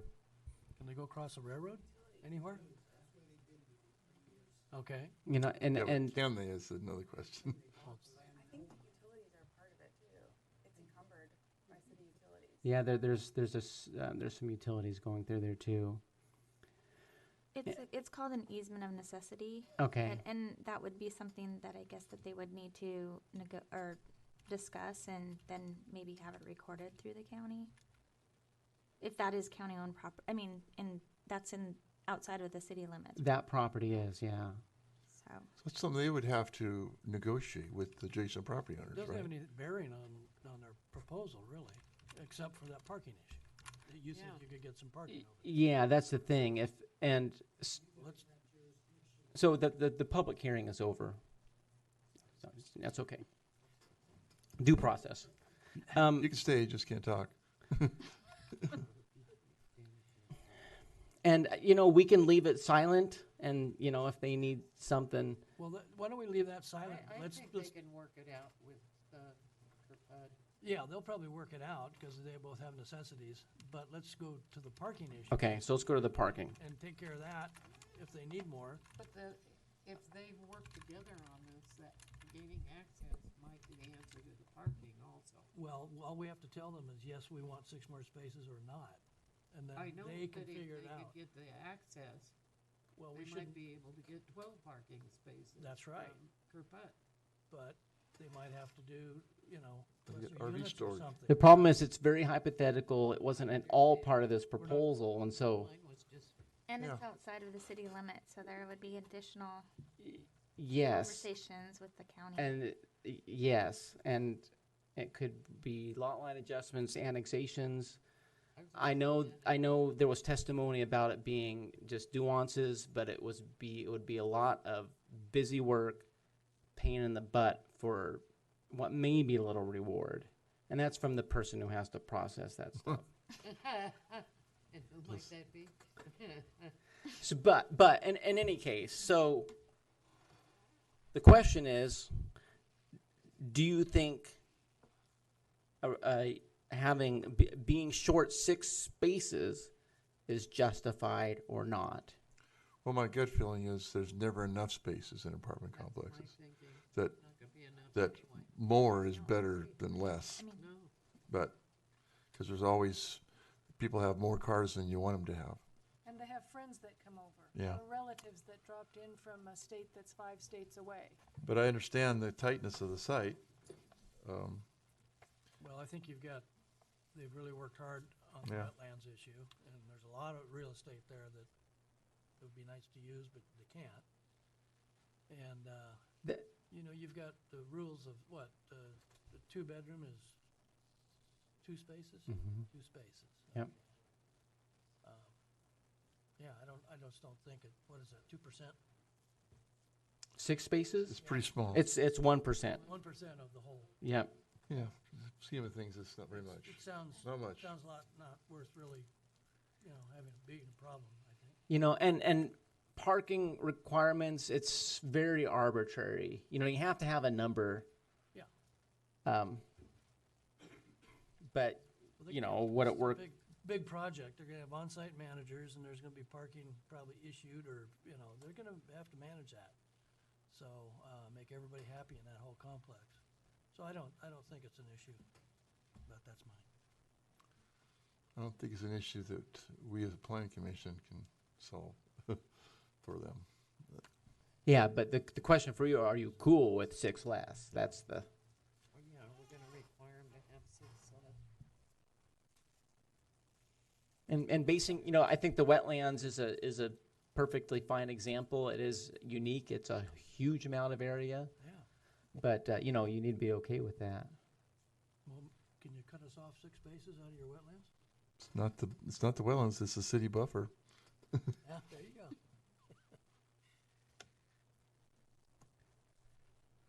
go. But the thing is, if you really get down to it, the city buffer is way over to the east. So they have a buffer on wetlands that the city has no control over. So that buffer could be narrowed. Or it could have parking along that whole east side. I wouldn't like it. It looks prettier this way, but there is space there.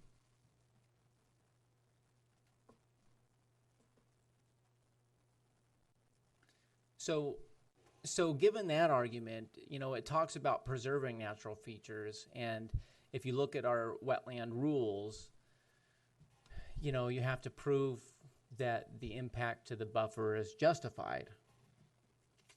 But that's the impact to the buffer to the local significant wetland, right? Mm-hmm. Which is less than all of that wetland in the north portion. Substantially, yeah. Yeah. I mean, I'm a big proponent of buffers. I like buffers that make wetlands healthier habitats, big time. But technically, there's room there. Is that a big problem for them to approach that? It's something we could consider. Like I said, there's a little bit of impact, and because there's so much extra being preserved, that small impact is, it's not an issue. I guess it just, if the 6 spaces matter to us, Yeah. then we Give them some more property. take away from the buffer. Right. If it doesn't matter to us, then we'll leave it alone. Well, let's give them the option. They also talked about reducing the number of units, just saying. That's true. That's always problematic when you've got a big site.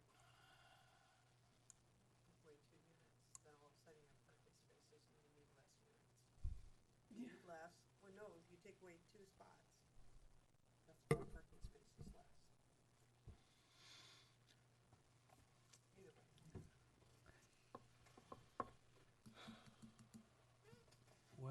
wanna come back, are we gonna vote on this as we go, or are we going to? Well, wanna come just back for to the these? sake of being organized, I'm trying to gauge consensus. Okay, let's gauge this. I'm torn because I don't think there's ever enough parking, but it's Okay. not very much. Of course, you could always go, well, we'll forgive you 3. Yeah, that's what I was thinking. You could always meet in the middle. Without offering any more wetland property or buffer. Yeah, she was saying that, or they were saying that there might be some ways that they can add a couple extra Yeah. spots. Or cut a unit or whatever, yeah. That's the way I'm leaning. Take it to 3. Where we're thinking. 3 more, I could get that. Audrey, what do you think? We'll go with 3. There's your consensus. All in favor? Their compromise. Okay. I think this one's easy. The private outdoor area and shared outdoor area, the excess shared outdoor area makes up for the private outdoor area shortcomings. I agree with that. It's just something that we want to make sure that you're okay with it too. I have no issue with that. No, I do not either. Okay, at least that one was easy. But the second paragraph, that they're willing to raise the wall between those couple of units that have a Oh, yes, yep. shared entrance to some reasonable height that makes it more private. So we'll keep that, and at least 6 feet. 6 feet, okay. I don't know, 6 feet seems too low to me. That's because you're tall. I can look over 6 feet. Well, the rest of us can't. Architecturally, On tiptoes, I can look into the neighbors. you cut off a lot of light when you do that. I know. You can't see. But it, 6 feet tiptoes, I wide. can, sure. He's The that glass neighbor. block at the top. He's that neighbor. I mean, 6 feet is kind of our standard for screening. Okay. And stuff. So it's at least it's an easy number to point to, being consistent with other We'll stick with that. stuff in the code. Okay. And then this was the kind of the comprehensive plan policy about not being located where there's noise and stuff. There's nothing that says you have to do anything about it. It's certainly an option. You could just not worry about it. Of course, you know, there is a lot of landscaping and stuff, and so Not a lot of landscaping against the road and the railroad track, though. no. That's where all the noise is coming from. Well, There's not a railroad big, track and the highway. yeah, No amount of trees is gonna take care of the trains. no. Earplugs, mandatory earplugs, or complimentary earplugs with each room. Or do like Portland and the Pearl District. Get rid of that railroad altogether.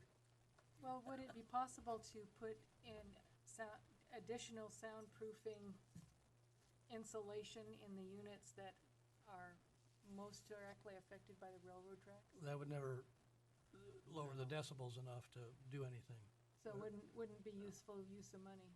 No. And I'm not saying you have to. It's just it's in the comprehensive plan, and it's we can be well. It kind of brings me to a point that I've been thinking about this. We haven't talked about it at all. Is we've got. I know of another residential development in the plans in this town. Another big chunk of property. That's like 3 big chunks of property that are general commercial, that are big enough to have, big stores or some big commercial development. They're all gonna be eaten up with residential. So maybe we couldn't get those stores in here because we didn't have the population. So we'll get all the population using up all the space for the stores. Now we got all the population, but we have no place to build the stores anymore. So a big box store there's, who cares if the noise is there? Can the residences be somewhere else where it's quieter?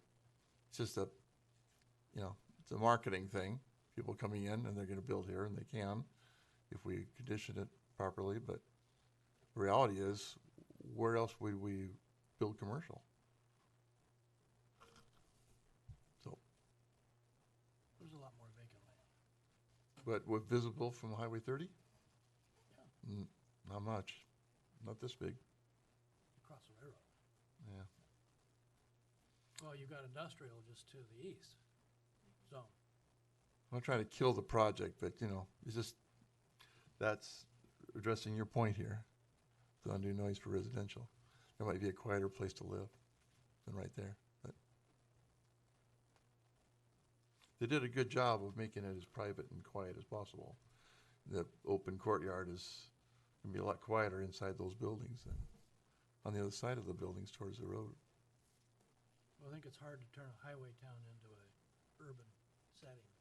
And this is one of the problems they've got to deal with, and Yeah. it works. And they did a good job of making a community that's surrounded by buildings. Itself. Yeah, Yeah. quieter in the middle. Right. I don't know how else you do it to make it nice, but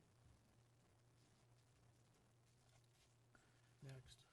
Okay, so no new condition in regards to that.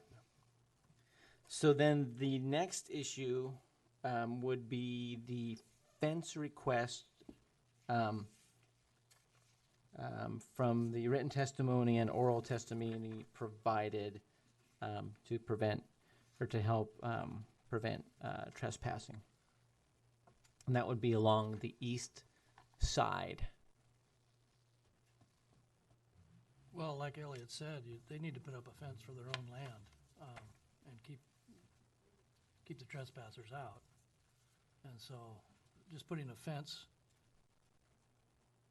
along that area was not gonna take care of their problem. Right? I got lost in that. the testimony was that put a fence here to keep the kids away from the transients that came in from another place. Yeah, so the kids, so they don't play with needles. But the transients are coming from some other direction, so. Yeah. You're not gonna walk through a,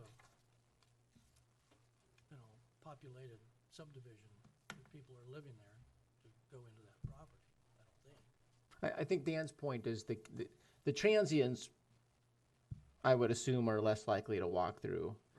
Right. And we've seen this, and we've had a large developments, and all of them, Greystone Estates, Violet's Villa, this one, they've all had camps in them. Mm-hmm. It's just a natural place for those folks to go. But Dan's point, based on the testimony, was it's, there's the homeless, but then there's the kids who may be tempted. Of course, kids will find a way. 6, 8 foot, doesn't matter, they'll go over it. We'll go on the sidewalk. I know I probably would have, just for the fun of it, at that age. Cut a hole through it. So, where are we going with this? Well, there's a request from the owner to have a fence along the east side. You either say, yes, let's add it as a condition, or you say, no. I think the fence along the mitigation area will cover most of that issue as far as length of fence. So it's really a small portion that may not be fenced like she wants. But not in the wild forested area where nobody can see people crossing. Out in the visible from Gable Road and visible. Why do you need a fence there? Of course, the fence along the trees, you can climb the trees. It makes it easier to get over the fence then. Yeah. I just think it's an expense for them that they don't need to put it up. I don't see how it's gonna serve. So I'm thinking we have the possibility to demand it or to allow it later if they come and ask to do it. Well, sure, you can make it a condition. It doesn't mean that they can't do it later. It's just like you said, do you mandate it at this point for this so that it's in prior to occupancy?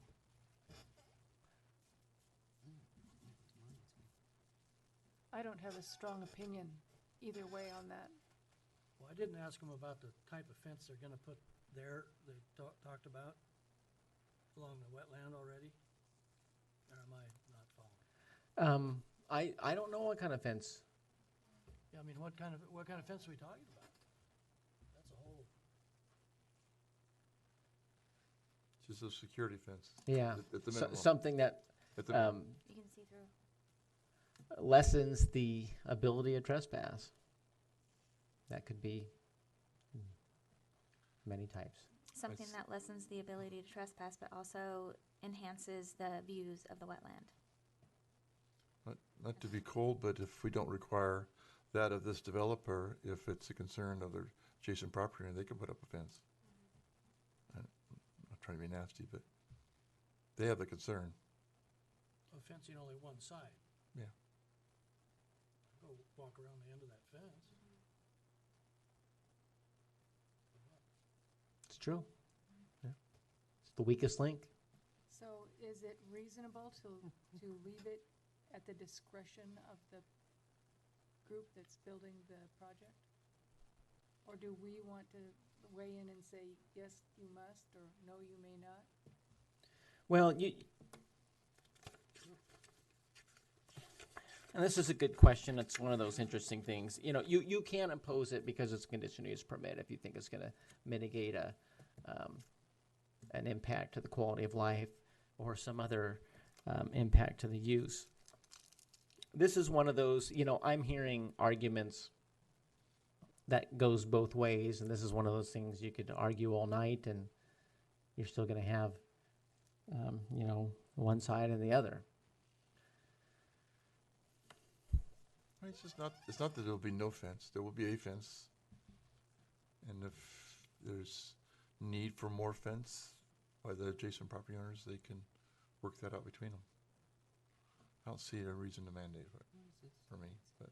Yeah, the owner said that he was open to to communicate with the neighboring property and work something out, correct? Isn't that what we heard earlier? Sounded like That they it. want to keep a happy, or that's not the word they use, but to Cooperative. collaborate with each other. Well, that was just So- to extend the fence. Well, this section of fence will not cure their ills. No, nothing's going to. There's still people who get on their property. and Asphalt's have the issues. only thing that's gonna cure the ills. We're not allowed to do that. Asphalt will. So if they, you know, if it works with the neighbors and they fence their property and he says, well, we'll pay for that. Pardon? I think that's consensus. Okay. Huh. Move on. Okay. All right. I think that's the last question. Everything else is as written. So, Yeah. just to clarify, require new building elevations, which we know isn't going to be a problem because they have. You're okay with a 3-space reduction to parking. You're okay with the private outdoor area, quote unquote, shortcomings given the excess shared outdoor space. But you do want that 6-foot wall for the townhouse buildings. No condition given the comprehensive plan policy. And then no condition in regards to the fence on the east side request. Before we make that motion, And the no condition in relation to Columbia River PUD's access request. Right.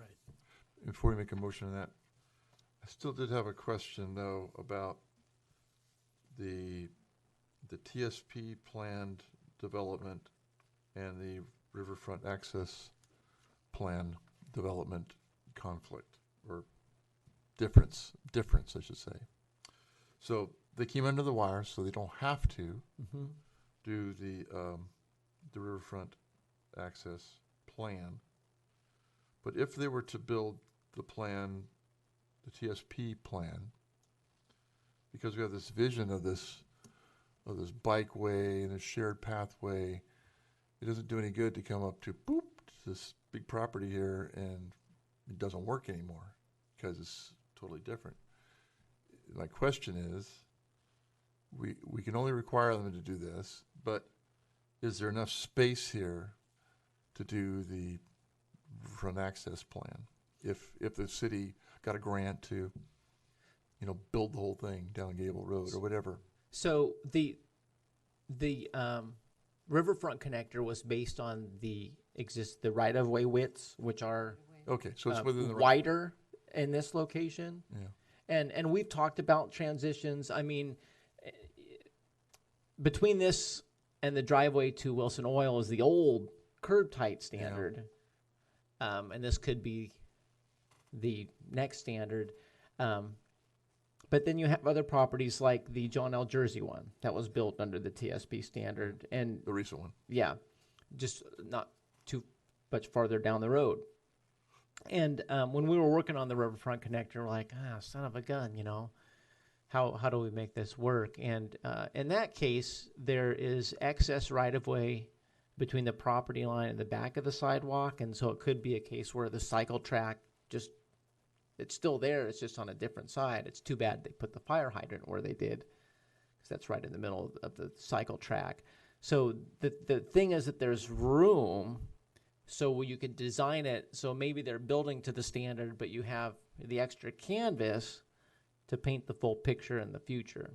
Yeah, that's just the problem I was thinking as we were going through that the whole time. It's like the veterinary clinic is going to go in down here, and whatever. It's getting grandfathered in. How do we ever do the plan? This is what, and you can ask Jenny, I was banging my head on my desk when we first started talking about this. Son of a gun. And I tell you why son of a gun, because we adopted this damn TSP. We finally have development happening where we're implementing the plan, and then we adopt something new. It's like, God help us. But that's life, Life in the big It's a city. good plan, the new plan. Okay, all right, thank you.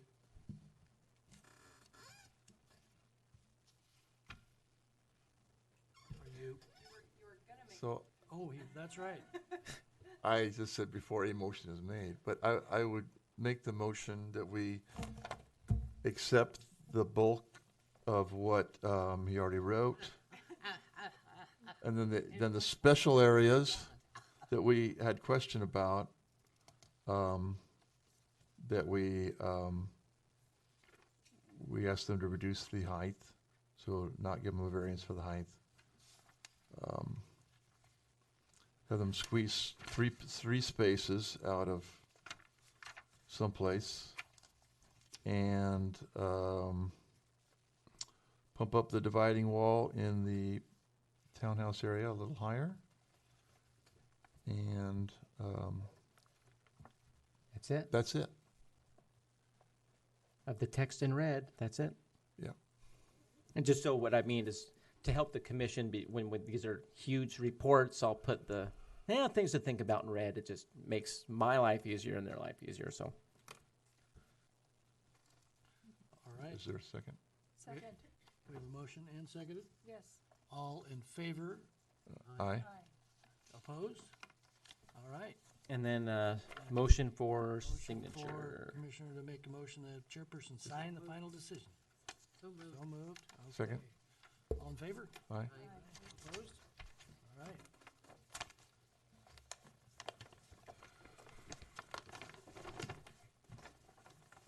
Thank you. Thanks. And if we'd all quit having babies, we'd have no problems. But then we wouldn't get to be grandparents, and that would suck. Okay. Okay. Yeah, I'm looking. Where's your agenda? Right here. Whole thing. Okay, accepted agenda, planning administration site design review. I move we accept it. Second, Okay, it's moved and motion and seconded. All in favor? Aye. Opposed? That report was much less than 33 pages. Yeah. And, okay, no opposed. Okay, approved.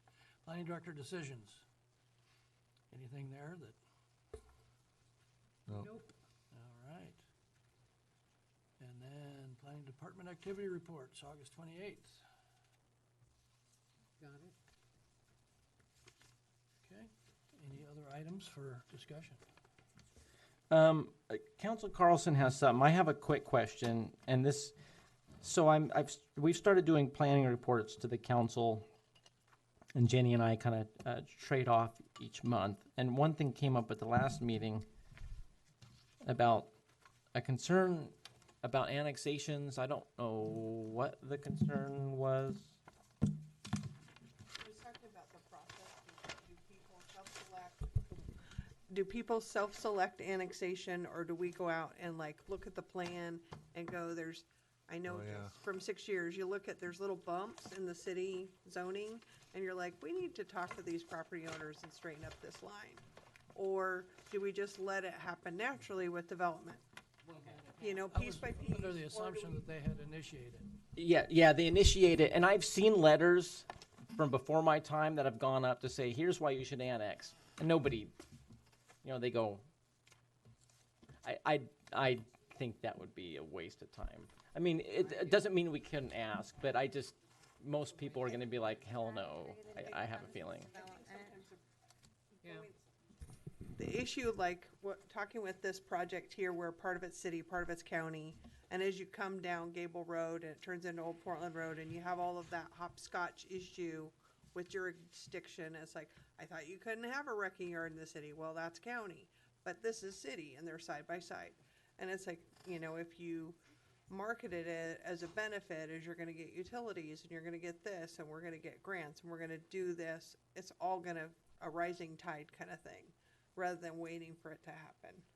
And it was just about strategy, about how you feel versus how the council feels, and just kind of getting a read about, it's best to let the market drive it rather than forcing people to do it. Well, I don't, Let the market drive it. the market has to drive it because you're talking some big dollars and Yeah. different tax base and the whole bit, so. Plus staff time, that's gonna put a pinch under staff resources. You could, if someone comes in and wants their parcel annexed, I think it'd be prudent to go around to the neighbors and say we could do this whole thing, and maybe ask neighbors, and maybe get a few more involved and bring in more during that one that wants to do it.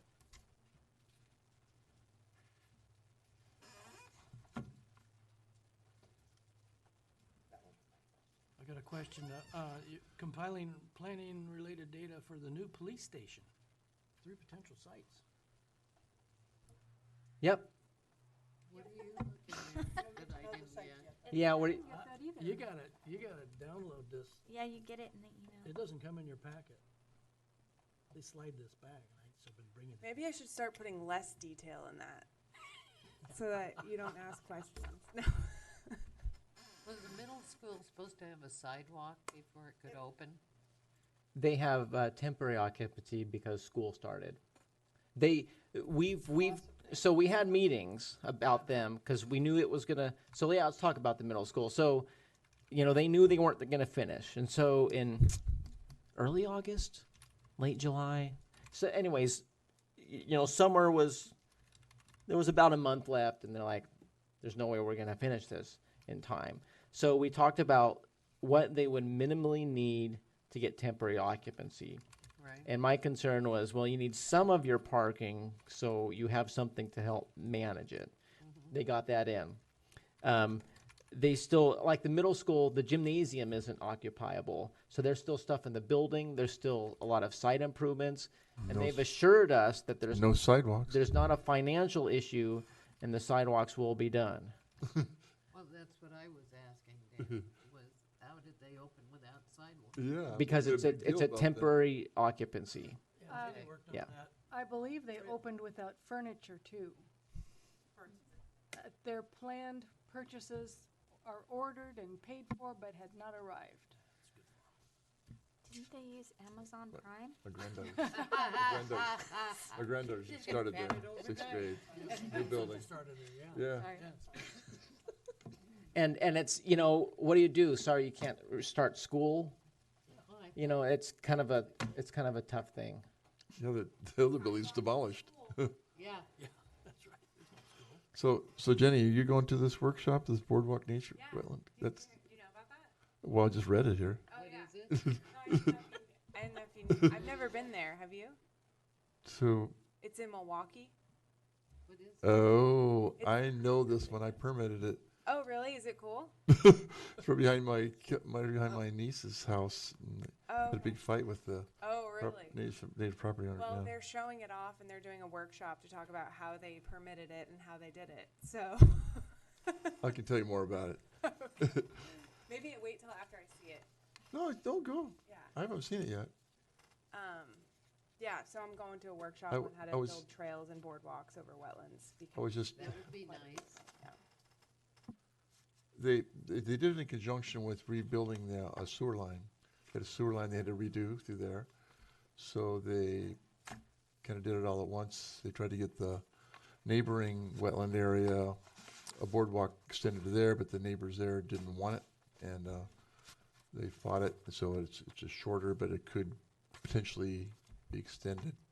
So it does a big loop around. They have a whole little learning center area at the beginning, kind of a nature playground kind of thing.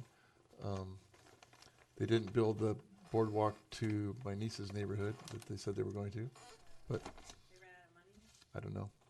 That is a problem. Yeah.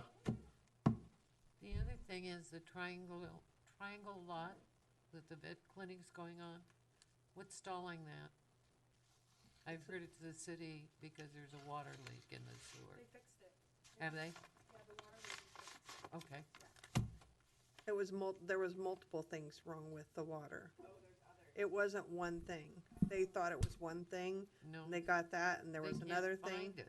They need to make sure everything was right before they started construction, because you want to find that out later. No. Yeah, talking to the building official, there's still one place where they like, where's the bottom? Where's the rock? Which just happens to be where they're putting the building. That was last week before. I haven't talked to any of them very recently. Just trying to make sure it's safe. But obviously you don't want it to subside. That'd be a dang shame. That's pretty solid stuff there. I don't think it's gonna be subsiding. We got bedrock. It's just that, but, Couldn't we and they've find hit, some basalt from up on 11th and bring it down? In dump trucks? They're gonna be. oh, yeah, like 500,000 cubic yards maybe, Yes, yeah. yes. Oh, And fill in 24 inches. Yeah, So they're, you know, So it's a they're lot. rocks, not minerals, so, yeah, it wouldn't be mining, because they're, So they had a deep spot, like a lava tube, that was bottomless, that's what it sounds like, yeah. like on the McNulty Industrial Park has some of those. Some of those ponds out there. They said they buried cars out there historically. They were so deep. Really? That was a rumor. Oh. But But that's what it sounds like. And in fact, when it was being explained to me, I'm like, oh, that sounds like something like a lava tube or something. So yeah, I'm I curious. drove past that, I think, my goodness, that's a big hole. Yeah. And it's not as deep as it was. But that explains why it's been green forever. It doesn't matter what the weather is, that place has always been green. You know, Not a jurisdictional wetland what though. do we do? No, I didn't miss it. I just determined it wasn't jurisdictional. So the last time we had a meeting, and a few times over the last year, I get approached in the community about building standards and about variances and why do we let this get built here and how does this happen here? So I attempted to approach street standards with city council, and I was shut down by multiple people.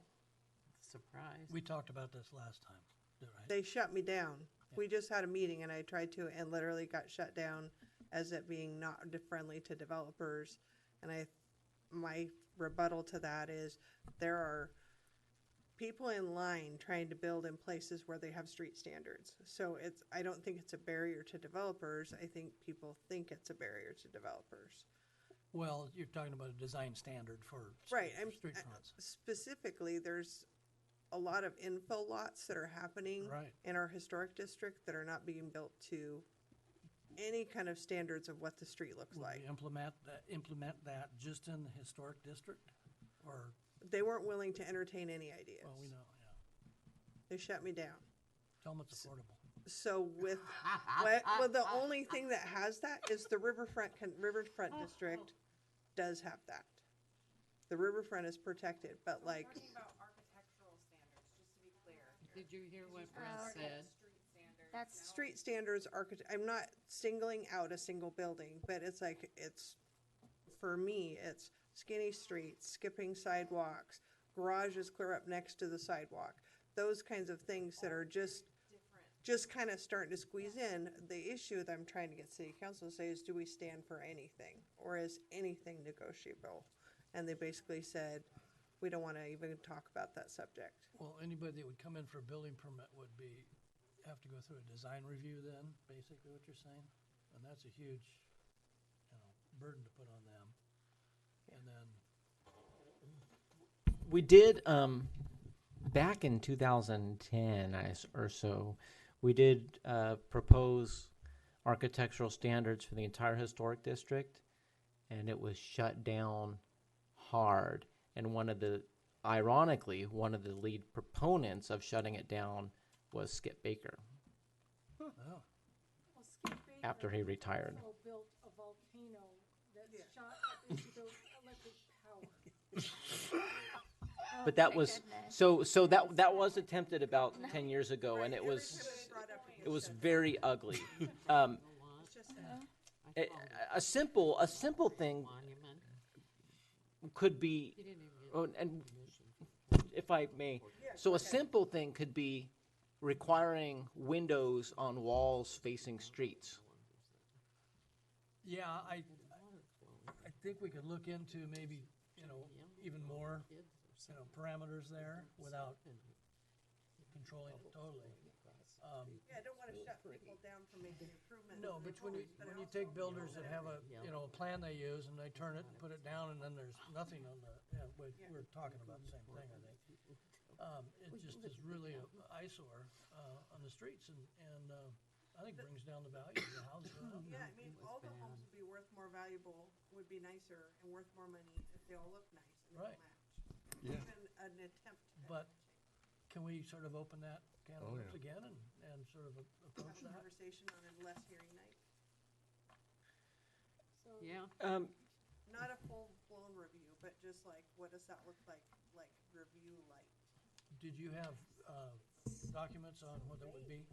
No, and we're not going to have time to research that for some No, no, time. no. But that's why I'm thinking if it needs to be simple, Yeah. and it needs to be clear and objective. Right. And if it was simple as a certain amount of windows facing a street, I think it would be easy to understand.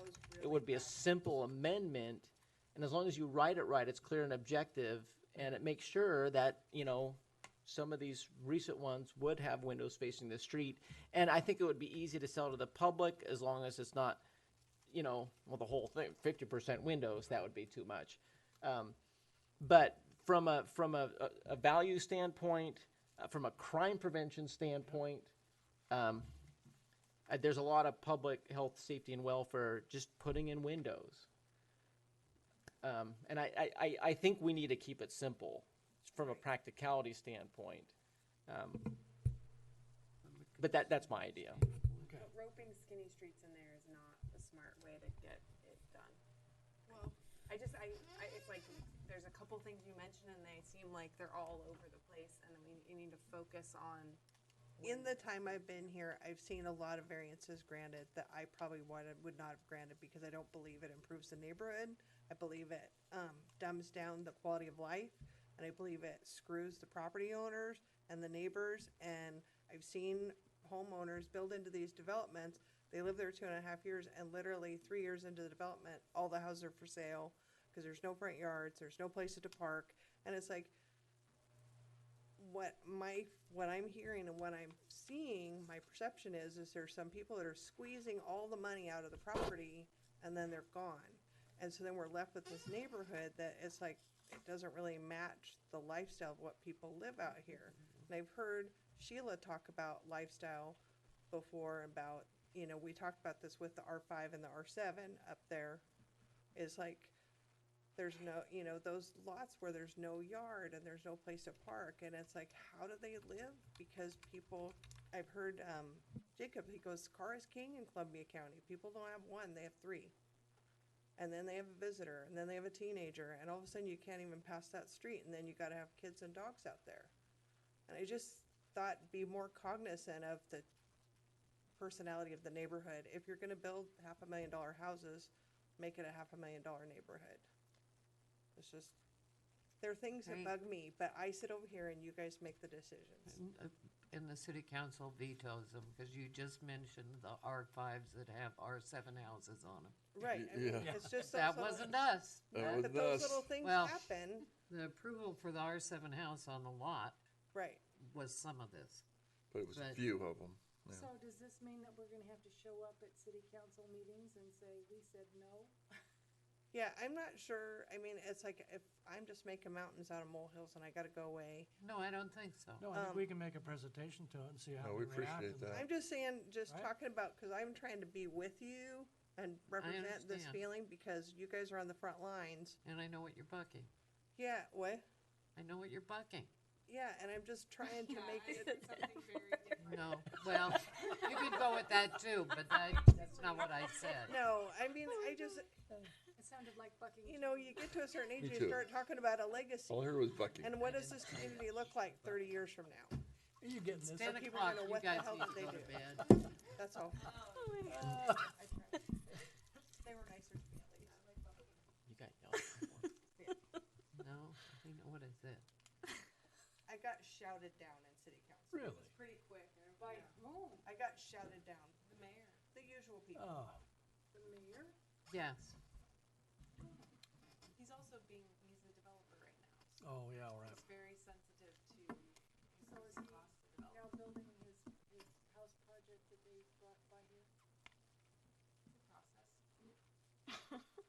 We approved it. Are we done? Yeah. Okay. Oh, did you, there's somebody that stayed late to have a conversation with you. Oh. Or at least have a word. Oh, I'm just Ryan Gerwick, and I wanted to sincerely apologize for not being here on time. And after Jacob and Jenny worked so hard on providing the staff report to me, that after review with my wife and what we could do because of the flooding, I largely said it was unnecessary to argue. And I thought, again, I'm stuck in city council mode with meetings being on Wednesday, and I had it stuck in my mind that the meeting was tomorrow. However, I don't think I'm gonna need the variance for the fence at all, largely in what Jacob told me what has to happen because the floodplain, where that fence would be 8 feet, that fence will not exist at that level. so we actually denied your variance. I know you did. Okay, I didn't know if you knew that. Yeah, I told him very quickly and briefly during the other stuff. I didn't. Okay. I saw just- you. Late, cause he just misunderstood, he was confused on the day of the week and he was, Oh. he's already wasn't here. I apologize. You guys volunteer, I volunteered. I wouldn't want anybody to schedule a meeting and not be there, and I'm very, very humbly sorry that I was not there. It's all right, we still made a decision. No. Thank you for your, But appreciate that. Yes. thank you. After my discussion, I was going to actually talk to Jacob today or tomorrow, and say, do I really need to come and take it off the plate? Because with the information you provide me, it's where the fence will be over 8 feet. It's not necessary, because there can't be any putting any substantial height there. So there's really no point. I appreciate that because, you know, it's hard for us to deny people's plans that they dream about and they come in here and hope to get them. It's not easy for us to say no, but, Guys, it's okay to say no. okay. And also, when you hear the argument, and I was able to have a great discussion, dialogue with Jacob, it just took me a day to Process. mull it over and actually think about it. Yeah, we probably could, we could put this fence up without it being over the variance. Variance is not needed. Yay. Great. I'll put the fence in, but it's not gonna be out of scope. Is that fair enough? Yay.